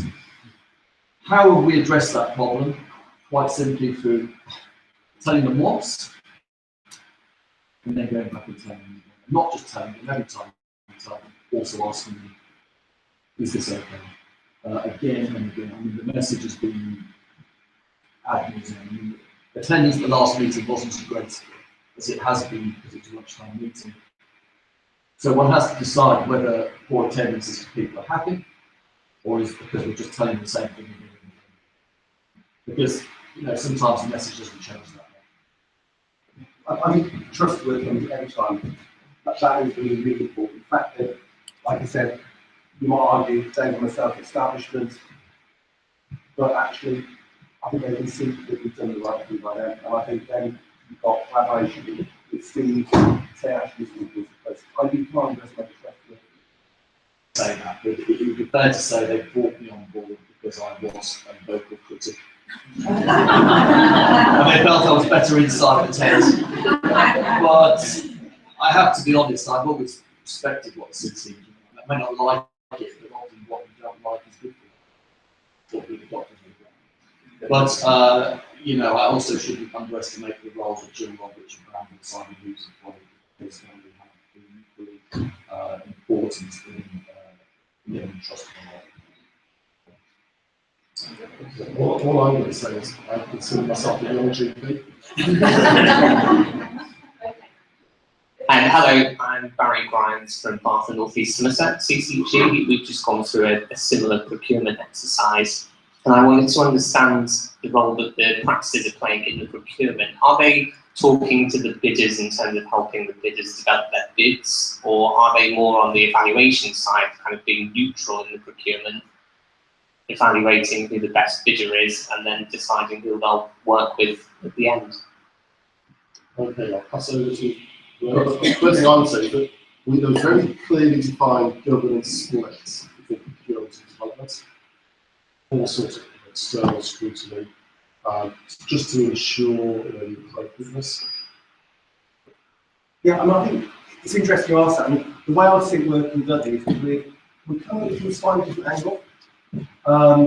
many organisations looking at forming MCPs. If you want, they're trying to pull services because it's a collaborative GP organisation trying to pull services out. We're kind of different if we've got a CCG who've set this up as their aim. So in essence, I see the system pushing services and pushing people that way. The CCG, so we're really clear that we as GPs aren't involved in procurement. We as GPs are involved in forming the MCP. So if you look at it from our point of view, the MCP is a curious piece. In as much as core to the scriptures of our MCP is that a GP approval, patient lists are key to part. Any person providing MCP, any organisation has to have the support of GPs within their patient lists with them. So we're quite clear from a CCG point of view, the GPs aren't procuring. We're merely, or actually merely is the wrong word, very excitingly, we are able to choose who we partner with. So going back to your question, we currently are assessing the suitability, the qualities of partners we want to work with. And it's around about culture, values, aspirations, what their visions are they really up for change? Like I said earlier, change isn't paid, probably not the volume, but like Steve was saying, medicine and change that for a lot of reasons. So it's kind of different scenario, but that's what I'll do. I'm not going to add anything to that really. Okay, 11:47. Shall we perhaps try and reconvene at 12 o'clock? It's just circa 15 minutes of coffee, and then we can move on to the next presentation. Thank you.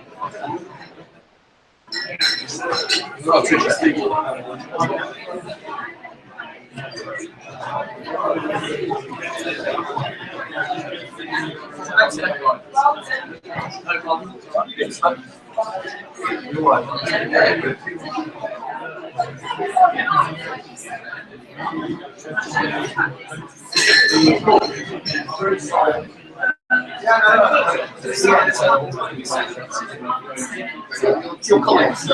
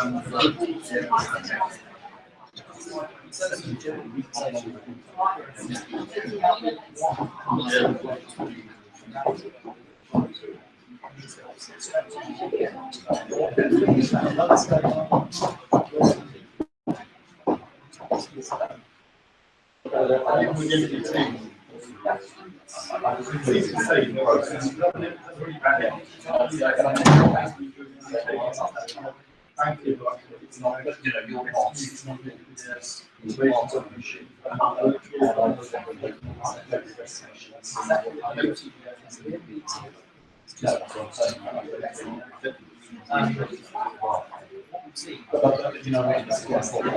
boss, it's not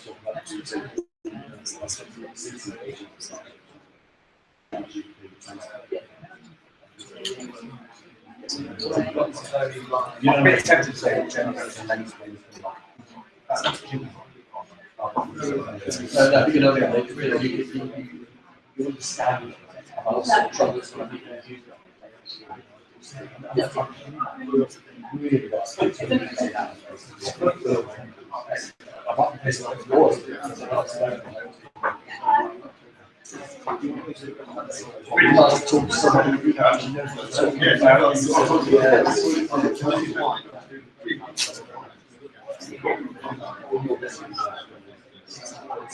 know, I just find it.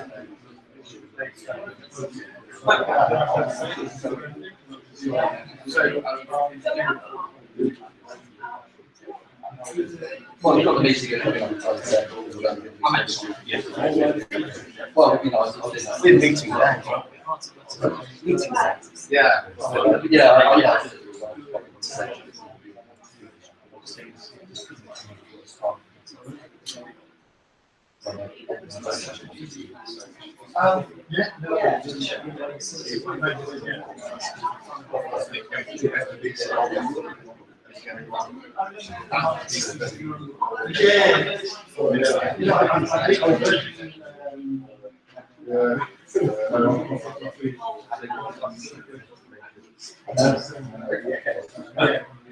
Well, that's the point.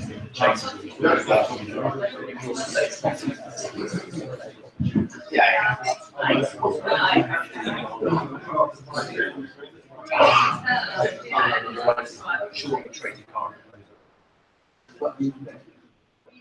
Yeah.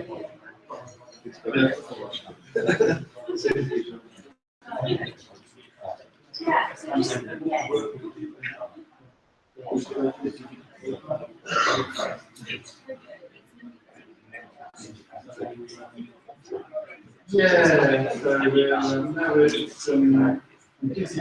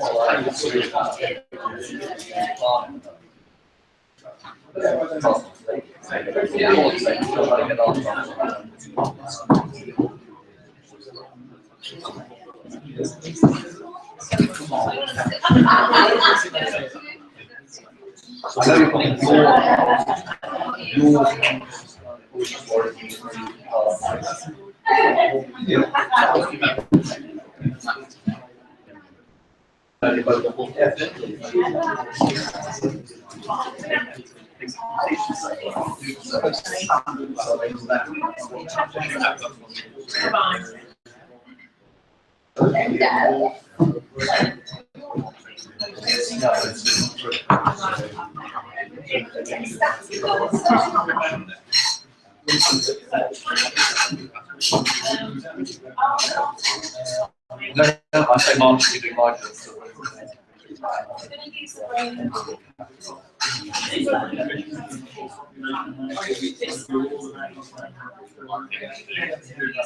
Anyway, you're going to be on the 27th of April, unfortunately.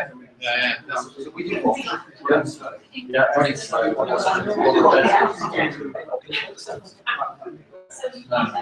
This moves inside.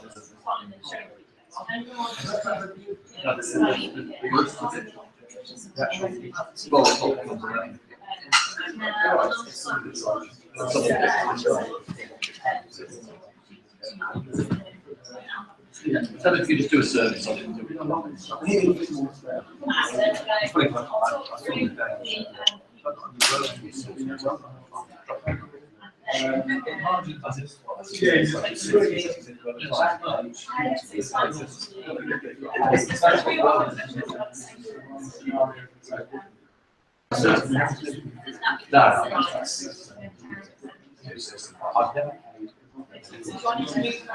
But tell him what it's cost. Right, I've got to go. So actually just swap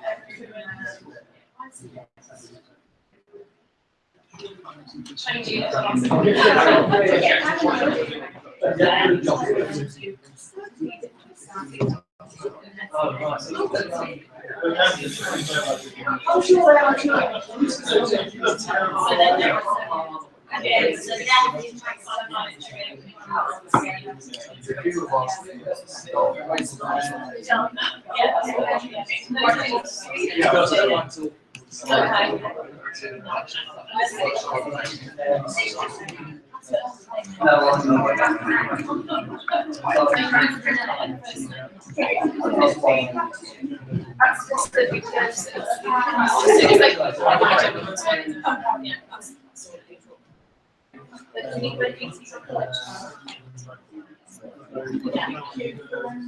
Okay, so if you just try to get the drink, we need to run public discussions for the first time. So is it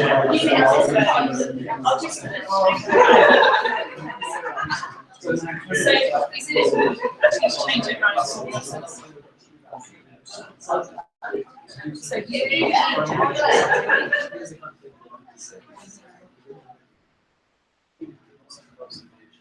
So then Erica, then Kate.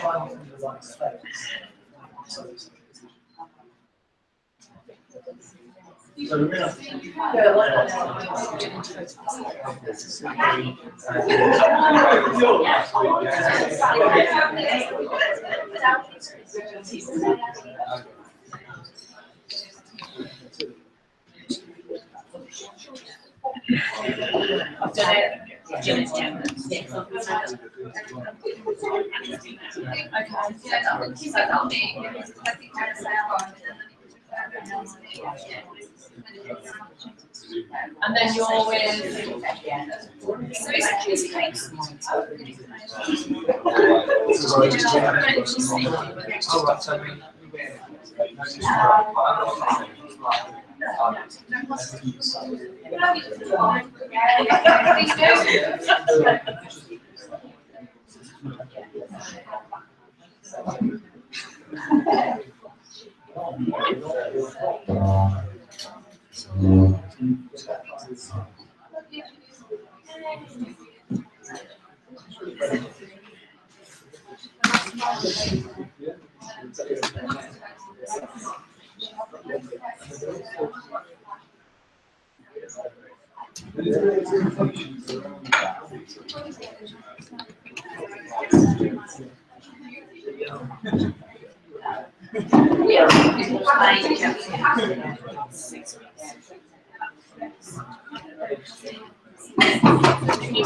And then each one of you I'll make the clicker for the next phase.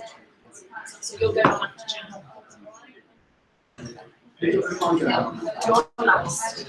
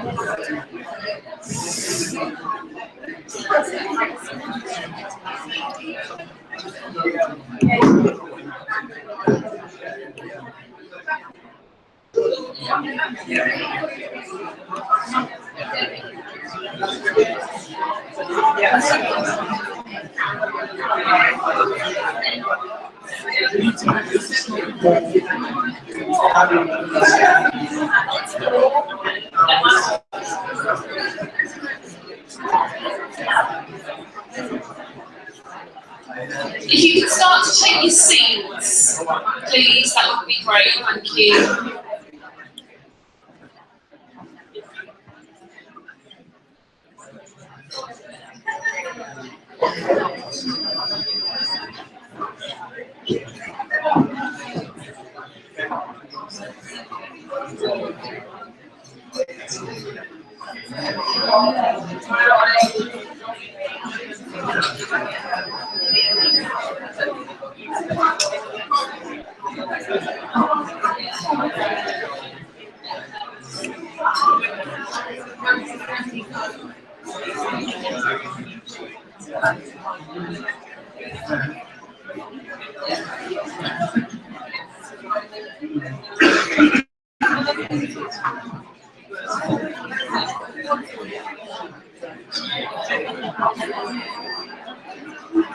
If you could take your seats, please. Thank you.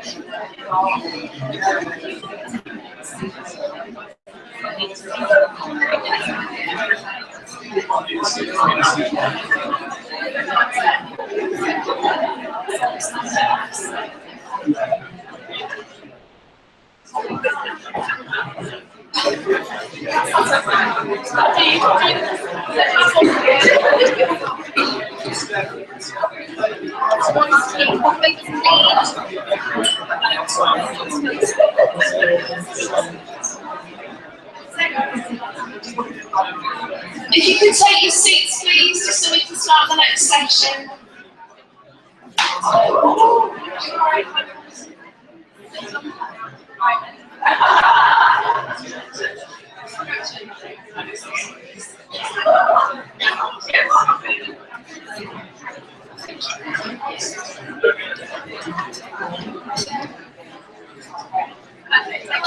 Okay,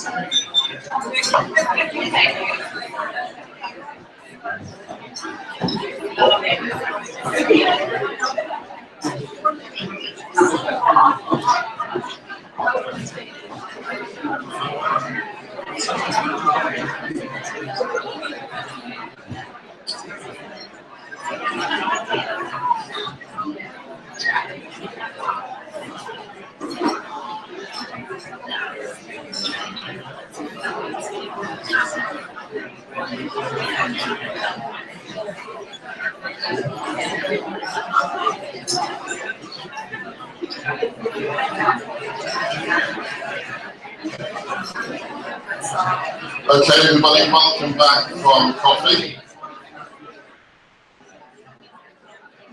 If we can move on to the next part of the agenda. So, picking up on the point that somebody made from the floor earlier about single-handed practices not fitting into this model, the response from Paul was, well, every practice in Dudley is part of this. They fit into this model, they do. So I'm going to pass over to my colleague Stephanie Cartwright to team levels. So. Okay, thank you very much, everybody.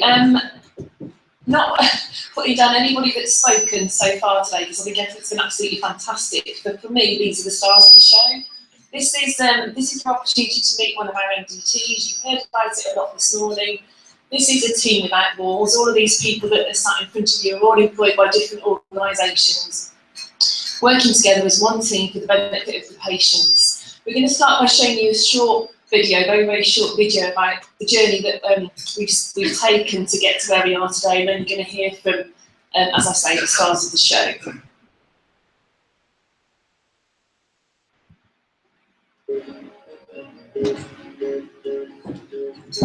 My name is Terry J. I'm a voluntary sector locality development officer for Integrated Plus, which is part of the new model of care. We go out and see patients in their own homes. We can spend a lot of time with them to really get to know what issues are critical to them and what goals they have that they want to achieve. We make a lot of referrals out to the voluntary sector to support patients in achieving those goals and overcoming those issues. But also we pull in a lot of the statutory services that person needs to navigate. Sometimes help them navigate them as well, things like social services and mental health services, things like that. At the Light Community Project, we aim to provide a wraparound service. So you've got the service users and all the different disciplines working around that individual to get the best outcomes for them. They've been absolutely wonderful. They stuck by me. If they're not here, the ladies that work here, they've always spoken to me on the phone if I come in. They always make you feel welcome, and there's different agencies that comes in, different days, housing, someone to talk to, like Blue, and they've been wonderful. In Dudley, we've been looking at different models of care of what can benefit our patients.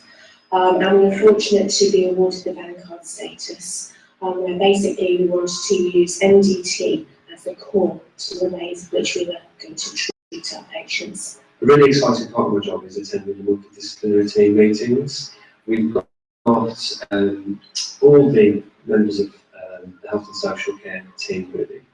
We've got the GPs, the mental health workers, the social workers, pharmacists, team, anyone and everyone who's pertinent to the health and social care of the population really. We cover 2 MDTs from here, and we know everybody very well.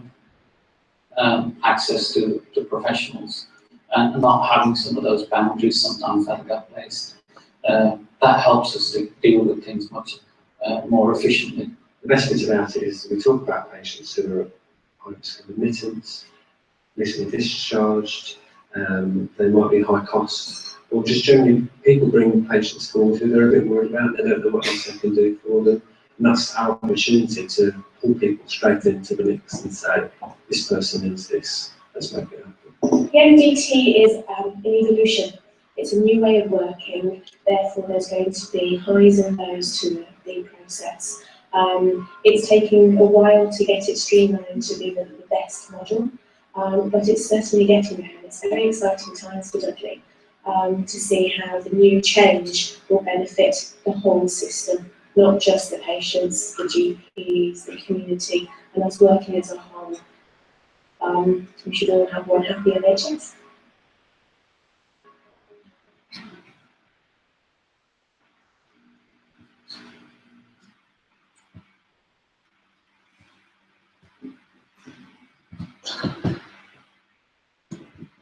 So that's given you a bit of an introduction into the work of our MDTs. As you've heard this morning, the MDTs have been established for approximately 2 years in Dudley. We started with 5 early implementer practices. We deliberately called them early implementers because we did not want to use the word pilots, because when you use the word pilot, it gives an indication that that work would possibly come to an end. This is about all of the partners in the system coming together to work together as one team and enabling all of these teams to work together in every GP practice that we've got across the borough. I'm just going to talk you through the members of the MDT before I introduce you to the people themselves. So you've got the GP, you've got the primary care mental health worker, a district nurse, a social worker. We've got assertive case managers that look after our patients with long-term conditions. We've got Integrated Plus, which you've heard a lot about this morning, which builds the bridge between primary care and the voluntary sector. We've got our practice-based pharmacists. We've got palliative care teams, heart failure teams, other health professionals that are working across the system. Today we've got consultants that are working from the hospital out in the communities with the MDTs, and you're going to meet one of those today. So without further ado, I will introduce you to the first, which is Dr. Ruth Chaparro. So we've heard a lot this morning about MCP and MDT, and we wanted to give you a flavour of actually what we do on the ground. You can see we're all quite passionate about MDT, and that's why I want to give you some specific examples to show you how it has helped the patient. I'd just like to say how much it's helped me personally as a GP. So I've got to have the team around me, and the MDT is exactly that. It just demonstrates how it does work. So I want to tell you about one of my patients who I've known for about 10 years, 55-year-old gentleman called Andrew. Andrew has epilepsy, he has other chronic conditions, and used to visit the GP practice intermittently every 6 months or so. And his chronic diseases got a little bit worse. He gained a type of arthritis, a simple arthritis. Most of our patients, elderly patients have got it. He was only 55. Prior to this, he was working in Amsterdam as a checkout gentleman. He had no family, lots of friends. He did have his babies. His babies were his cats, 6 of them. Over the 10 years, those 6 cats have died. So he has, in his individual way, become quite lonely because his babies have died. So his illness has got worse, his arthritis has got worse. As a consequence of this, he can't work. He doesn't go to work, he's not earning as much money, he doesn't have the interaction with his workmates. He became very socially isolated. He couldn't go out and do his shopping. He then had nutritional problems. He couldn't go to the GP because he couldn't get his medication, and his pain got worse. Everything escalated. He is 58. Then the MDT got involved. Andrew was put in contact with the Integrated Plus, and they found a way of getting him out. We managed to organise a wheelchair for him when he went to the local mental health centre. He could phone in advance, organise a wheelchair, and he could get around Mary Hill. That was one thing that he looked forward to. We taught him how to use a computer, how to order his shopping online. He now has regular food, healthy food coming in. He now knows how to order his prescriptions online. His medication is coming all the time. It has changed this gentleman's life. he's hopefully still got another 20, 25 years ahead of him. He has got his long-term chronic illnesses, and we are trying to coordinate those all together. But he has a brighter future, and he, you know, if he was here today, he would thank us all because of the changes that he has had personally because of the MCP. That was my point of Andrew and my contact. I want to tell you, I want to pass you over to Jan, who's a district nurse, and where Andrew's pathway fits in with contact.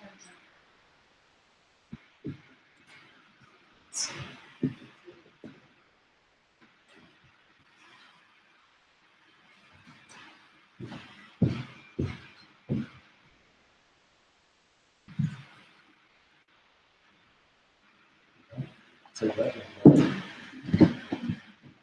you very much. My name is Jan Meadows, and I have the privilege to be involved in the early implementer of the MDT. And I work very closely with Dr. Campbell, and in Andrew's case, my involvement again was of major help because Andrew at that time, but also with losing his mother, I had been nursing his mother. So I was able to answer any questions that I knew that was going to come up about Andrew's failing health and what we thought would be of major benefit for Andrew obviously with his failing health. PT, as Doctor says, has revolutionised not only Andrew's lives, many of our patients' lives, because we all have our input. And my nursing input, I can say, yes, we definitely need my involvement, but I don't have to now wear the hat of everybody. I know people who I can approach. The voluntary sector service has been revolutionary to the MDT, and I can only say that I've been privileged to be in this development to revolutionise patients' lives within the Dudley Borough.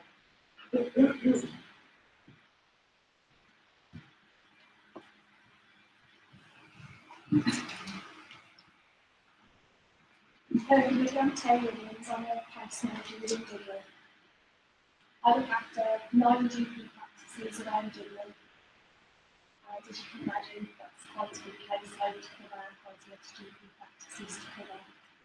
These GPs range from single-handed practices to some of the large practices with quite a few different practice members. Before the MDTs, it's quite difficult for the practice managers to meet with our GPs. They're very, very busy, and trying to get to see them to talk about individual patients could be problematic. They were always available if there was an acute problem, always available for that. But if there was just a niggle or a problem you just couldn't quite put your finger on, it would be problematic. Also, there was also problems that maybe social services needed to be involved with or couldn't put your finger on. Maybe there was a service needed that we didn't quite know the answer to. The MPTs have revolutionised the way that I work. MPTs for each of my 9 practices, and I can honestly say it's a pleasure to go. It's never a waste of my time. GPs are there to discuss each of these patients individually. We discuss everything that goes from social services, mental health problems, right down to long-term conditions. We've built up our networking skills tremendously. So if I have a problem now and I'm at a patient's house, I know exactly who I'm going to call. Day to day, February 14th, I had a call from a GP involving 2 different patients. One was a patient that was a hospital admission avoidance that had gone to hospital on Monday and had an enema, which got that question with me under. Turns up at the GP the following day in a bit of a mess. I won't go into what the mess was, nor imagine. GP obviously thought, who can I find that's going to sort this problem out? So I get a phone call from the GP. Before MDT, my answer probably would have been, that's nothing to do with me, that's social services, that's not my box. We don't silo patients anymore. Instead of saying that's not my problem, all I saw was a patient that needed attention. So I went out to see what the problem was with this patient. There was problems everywhere. The patient had a brother that the GP knew nothing about because the brother was registered with a different GP. Luckily, I also covered that GP. The patient had been given inappropriate medication that he couldn't give himself in A&E, hence the problem, because he'd given himself a suppository, and so because his GP didn't know what to do following that. So there was the problem. So we had a problem with medication, we had a problem with social circumstances, we also had a problem with understanding regarding his brother. So before, I would have been a bit cross that I'd been sent into this situation and I wouldn't have known what to do myself. But instead, I knew the social worker that covered both of the practices, so I was able to make a quick phone call to them and find out how I get this man a carer's assessment and how I get packages of care in quickly for the brother and also the gentleman. I was able to call the practice pharmacist and sort out his medication straight away. And I was able to speak to the GP and sort out straight away what the issues were with this gentleman. And so, straight away, my job's made a lot easier. A lot less time was spent phoning around. So my job's easier. Benefits of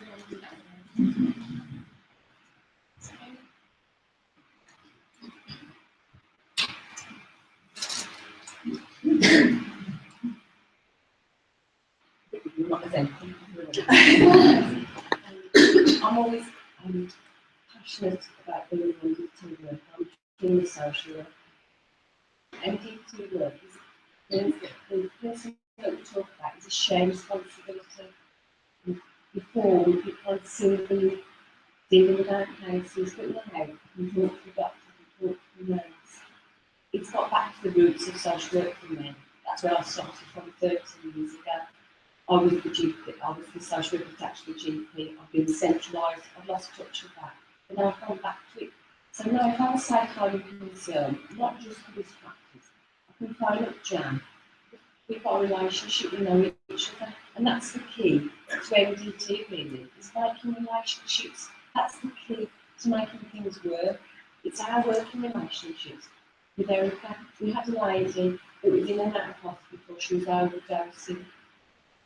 There were lots of social and mental health issues. We talked about it at MDT. I took it to our safeguarding route. We got her allocated to a social worker. To the mental health years. That person has now been out of hospital and she's in her 50s. That is a total success case. A success for me as the worker. It's a success for the person. It's a success for the practice. It saves money, but emotion for all of us, for the person. That person is the main thing that we concentrate on. So that's really where I think MDT. It's brought me back the love of my job.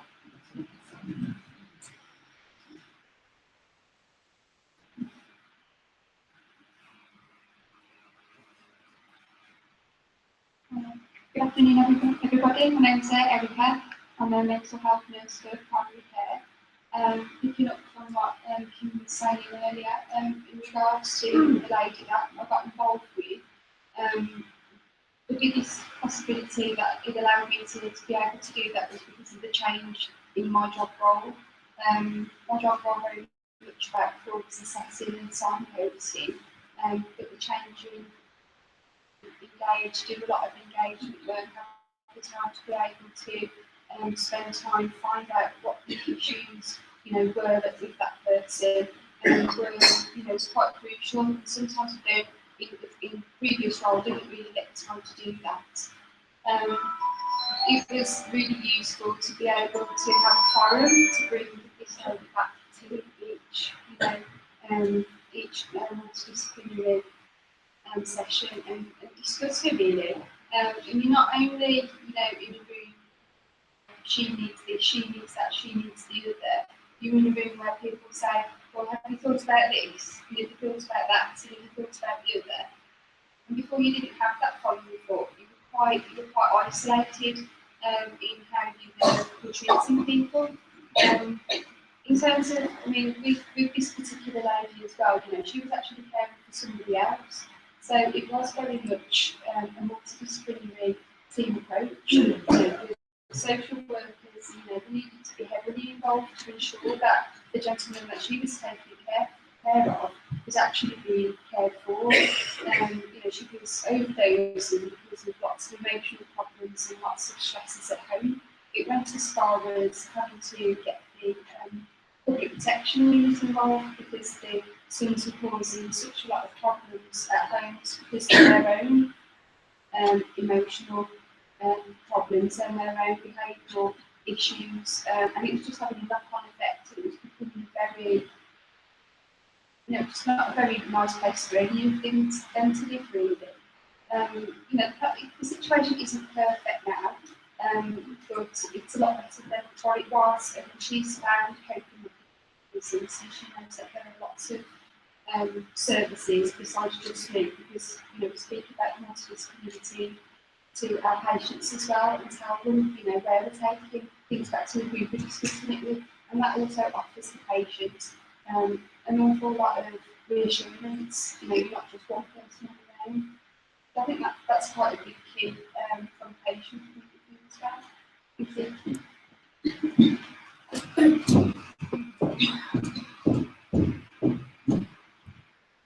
Good morning, everybody. I'm Dr. Andrew. I'm a consultant psychiatrist, and I work with Dudley and Walsall Mental Health Partnership Trust. So, when we were asked about being part of the MDT in our GP practices, we were all very enthusiastic as consultants to go to our GP colleagues and to be part of the MDT. In Dudley, we had 8 general adult consultants, and to get them in one room, in one meeting on one day is often difficult.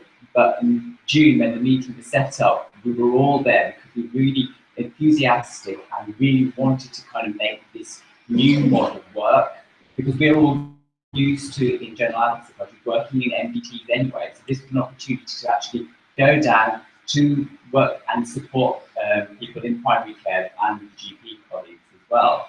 So I cover a practice in Halesdale called lateral medical practice, and I've been going to the meetings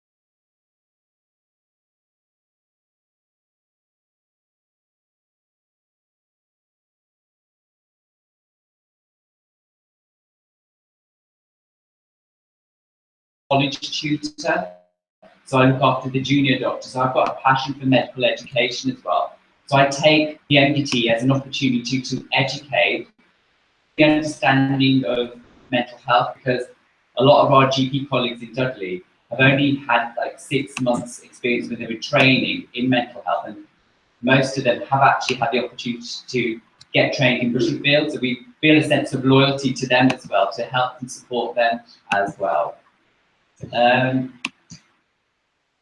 We also feel that it kind of encompasses our vision as a trust, which is better together and to improve recovery and independence. So I think working in that MDT, we've actually been able to to do that in some way.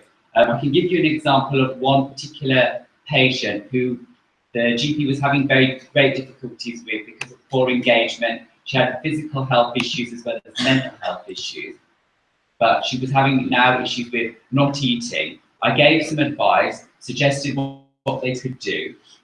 The patient is an inpatient, but she was with us for some time, but the benefit of the MDT was that every month I was able to go down there and give them a progress check on how she was getting on.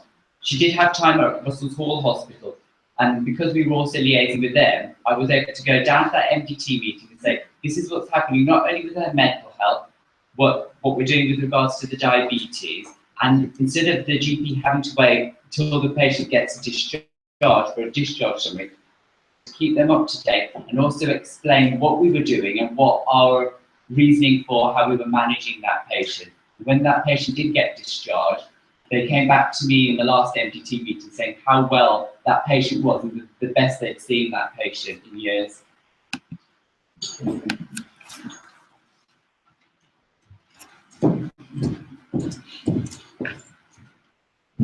Hello everyone, I'm Arfan, and I'm going to talk about my role as a practice-based pharmacist within MDT in Dudley. I've been a practice-based pharmacist for 8 years now, and things have changed a lot over that time. Our role may have been perceived as one of more about cost-effective prescribing within practices, but for a while now it's been a lot more than that, because we've been improving the quality of care, safety of prescribing, and operational efficiencies within general practice. Pharmacists traditionally have been a resource that was underutilised, but through excellent leadership, thinking within Dudley, practice-based pharmacists have been able to use their pharmaceutical knowledge and skills as experts in medicines to integrate into general practice within the MDT, helping towards improving patient access and experience, improving diagnosis and management of long-term conditions, which has led to better patient outcomes, reduced admissions, and reduced outpatient visits. These are all key outcomes of the Dudley MCP model. One of the ways I see myself within the MDT is as a point of contact for all medicines-related queries for the practices. And unless I'm consulting with the patient, I have an open door policy so that reception staff, admin staff, my clinical colleagues, and the wider multidisciplinary team can approach me for any medication advice and urgent issues that they feel that I can help with. Because across Dudley, our team have built that trust in our medicines expertise. As an independent prescriber, I action wound care requests from our community nurses who look after our housebound patients, and I also action various nutrition or appliance requests from the dietitian, speech and language team, or lymphedema clinic. And I also deal with any requests from the falls team to review medication in patients who've had a recent fall. I can also refer patients to our practice nurses in the long-term conditions clinic, and then support them by carrying out medication review. Patients do find it useful to talk to pharmacists about their medicines at medication review, and are happy to see a pharmacist for management of a variety of clinical conditions. Feedback to the team from both practices and patients continues to be positive. I'd like to now give a specific example of how we are currently supporting a patient with her pain management. She was referred to me by the GP following diagnosis and initiation of pain medication after having been seen by the physiotherapist, and she's also under the care of a mental health team. I'm saving GP appointments or potential outpatient visits by optimising her pain medications in line with CCG pain management guidelines. And by doing this within the GP practice, I'm bringing care closer to home. To try to focus less on the pain and more on her positive ability to do things. So I've signposted her to voluntary services as she would like to join a club, learn new skills and meet new people. Her pain scores are improving and so is her quality of life. And I think this is a great example of how each multidisciplinary team member with their own set of special knowledge and skills can improve the person's health and well-being.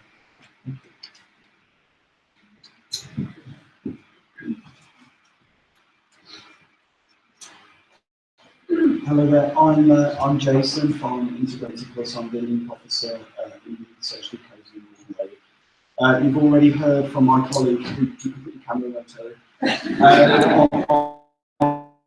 on the, so if I mess this up, I'll refer back to what he said.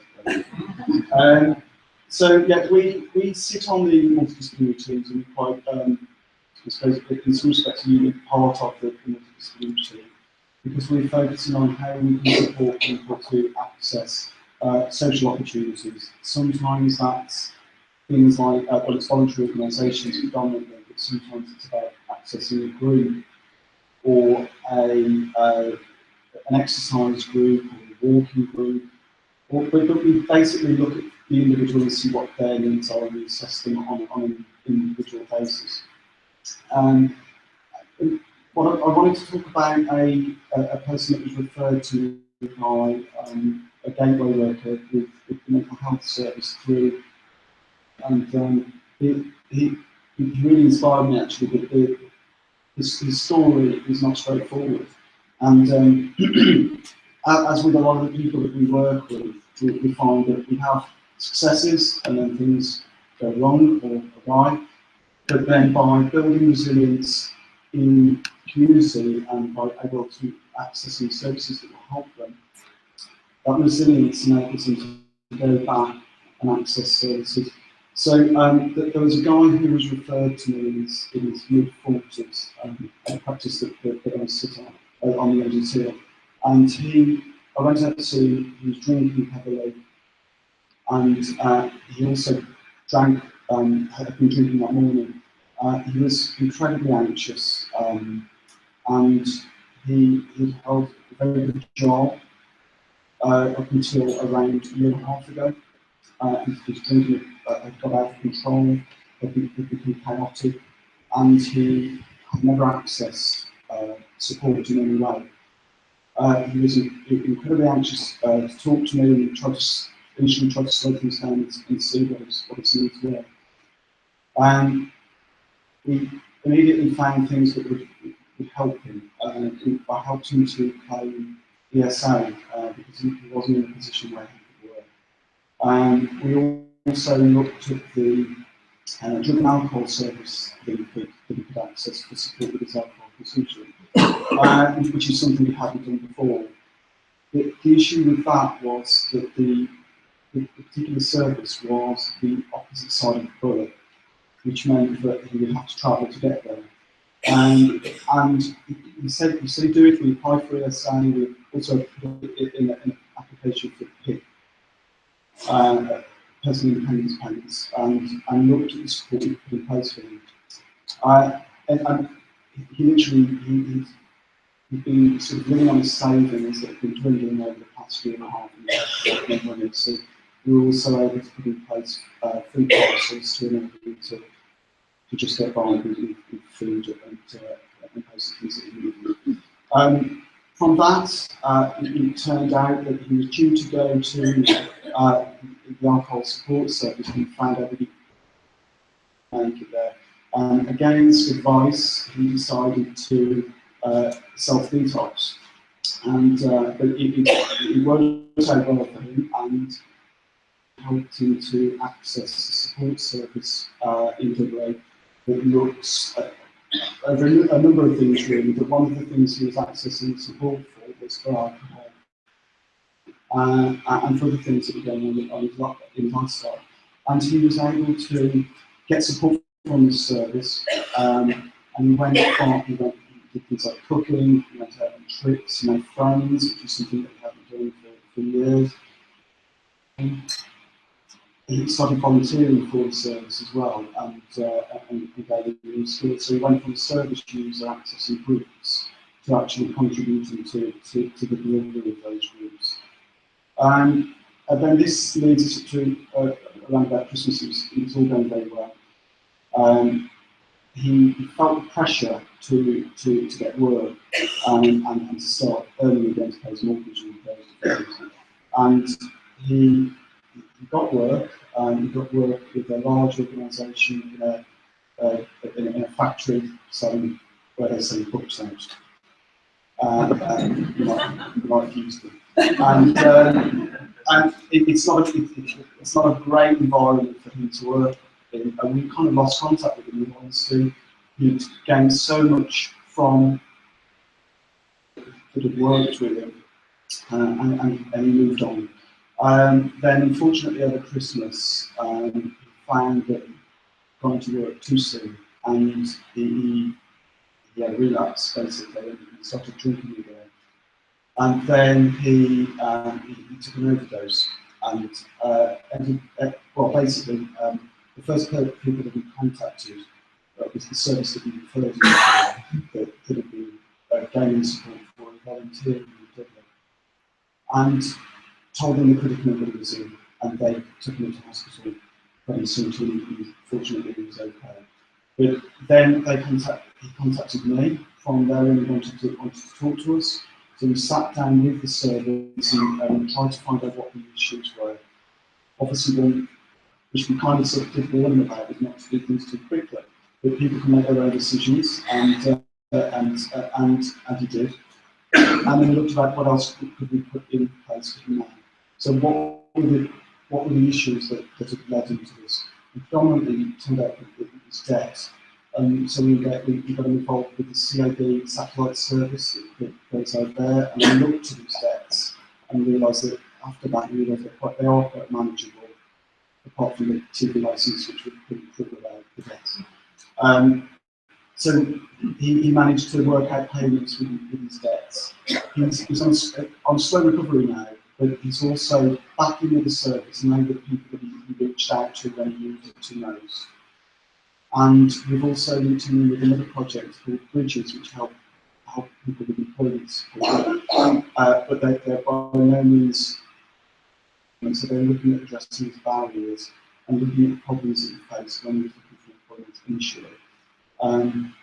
And they will help him on a slower process to move in the direction he wants to. And because I know I can speak today, I spoke to him just yesterday, and things are going well. He's taking things slowly. He's attending that service on most days, and he's moving forward. So I think really, I didn't want to give a story that was all sunshine and puppy dogs. I think the reality of it is on the ground that people are facing really difficult issues, and I think for us as link officers and our link support workers now, because our team is growing, it's a real privilege and it's very humbling to sit with people, to listen to what they're going through and be able to offer some potential areas of support.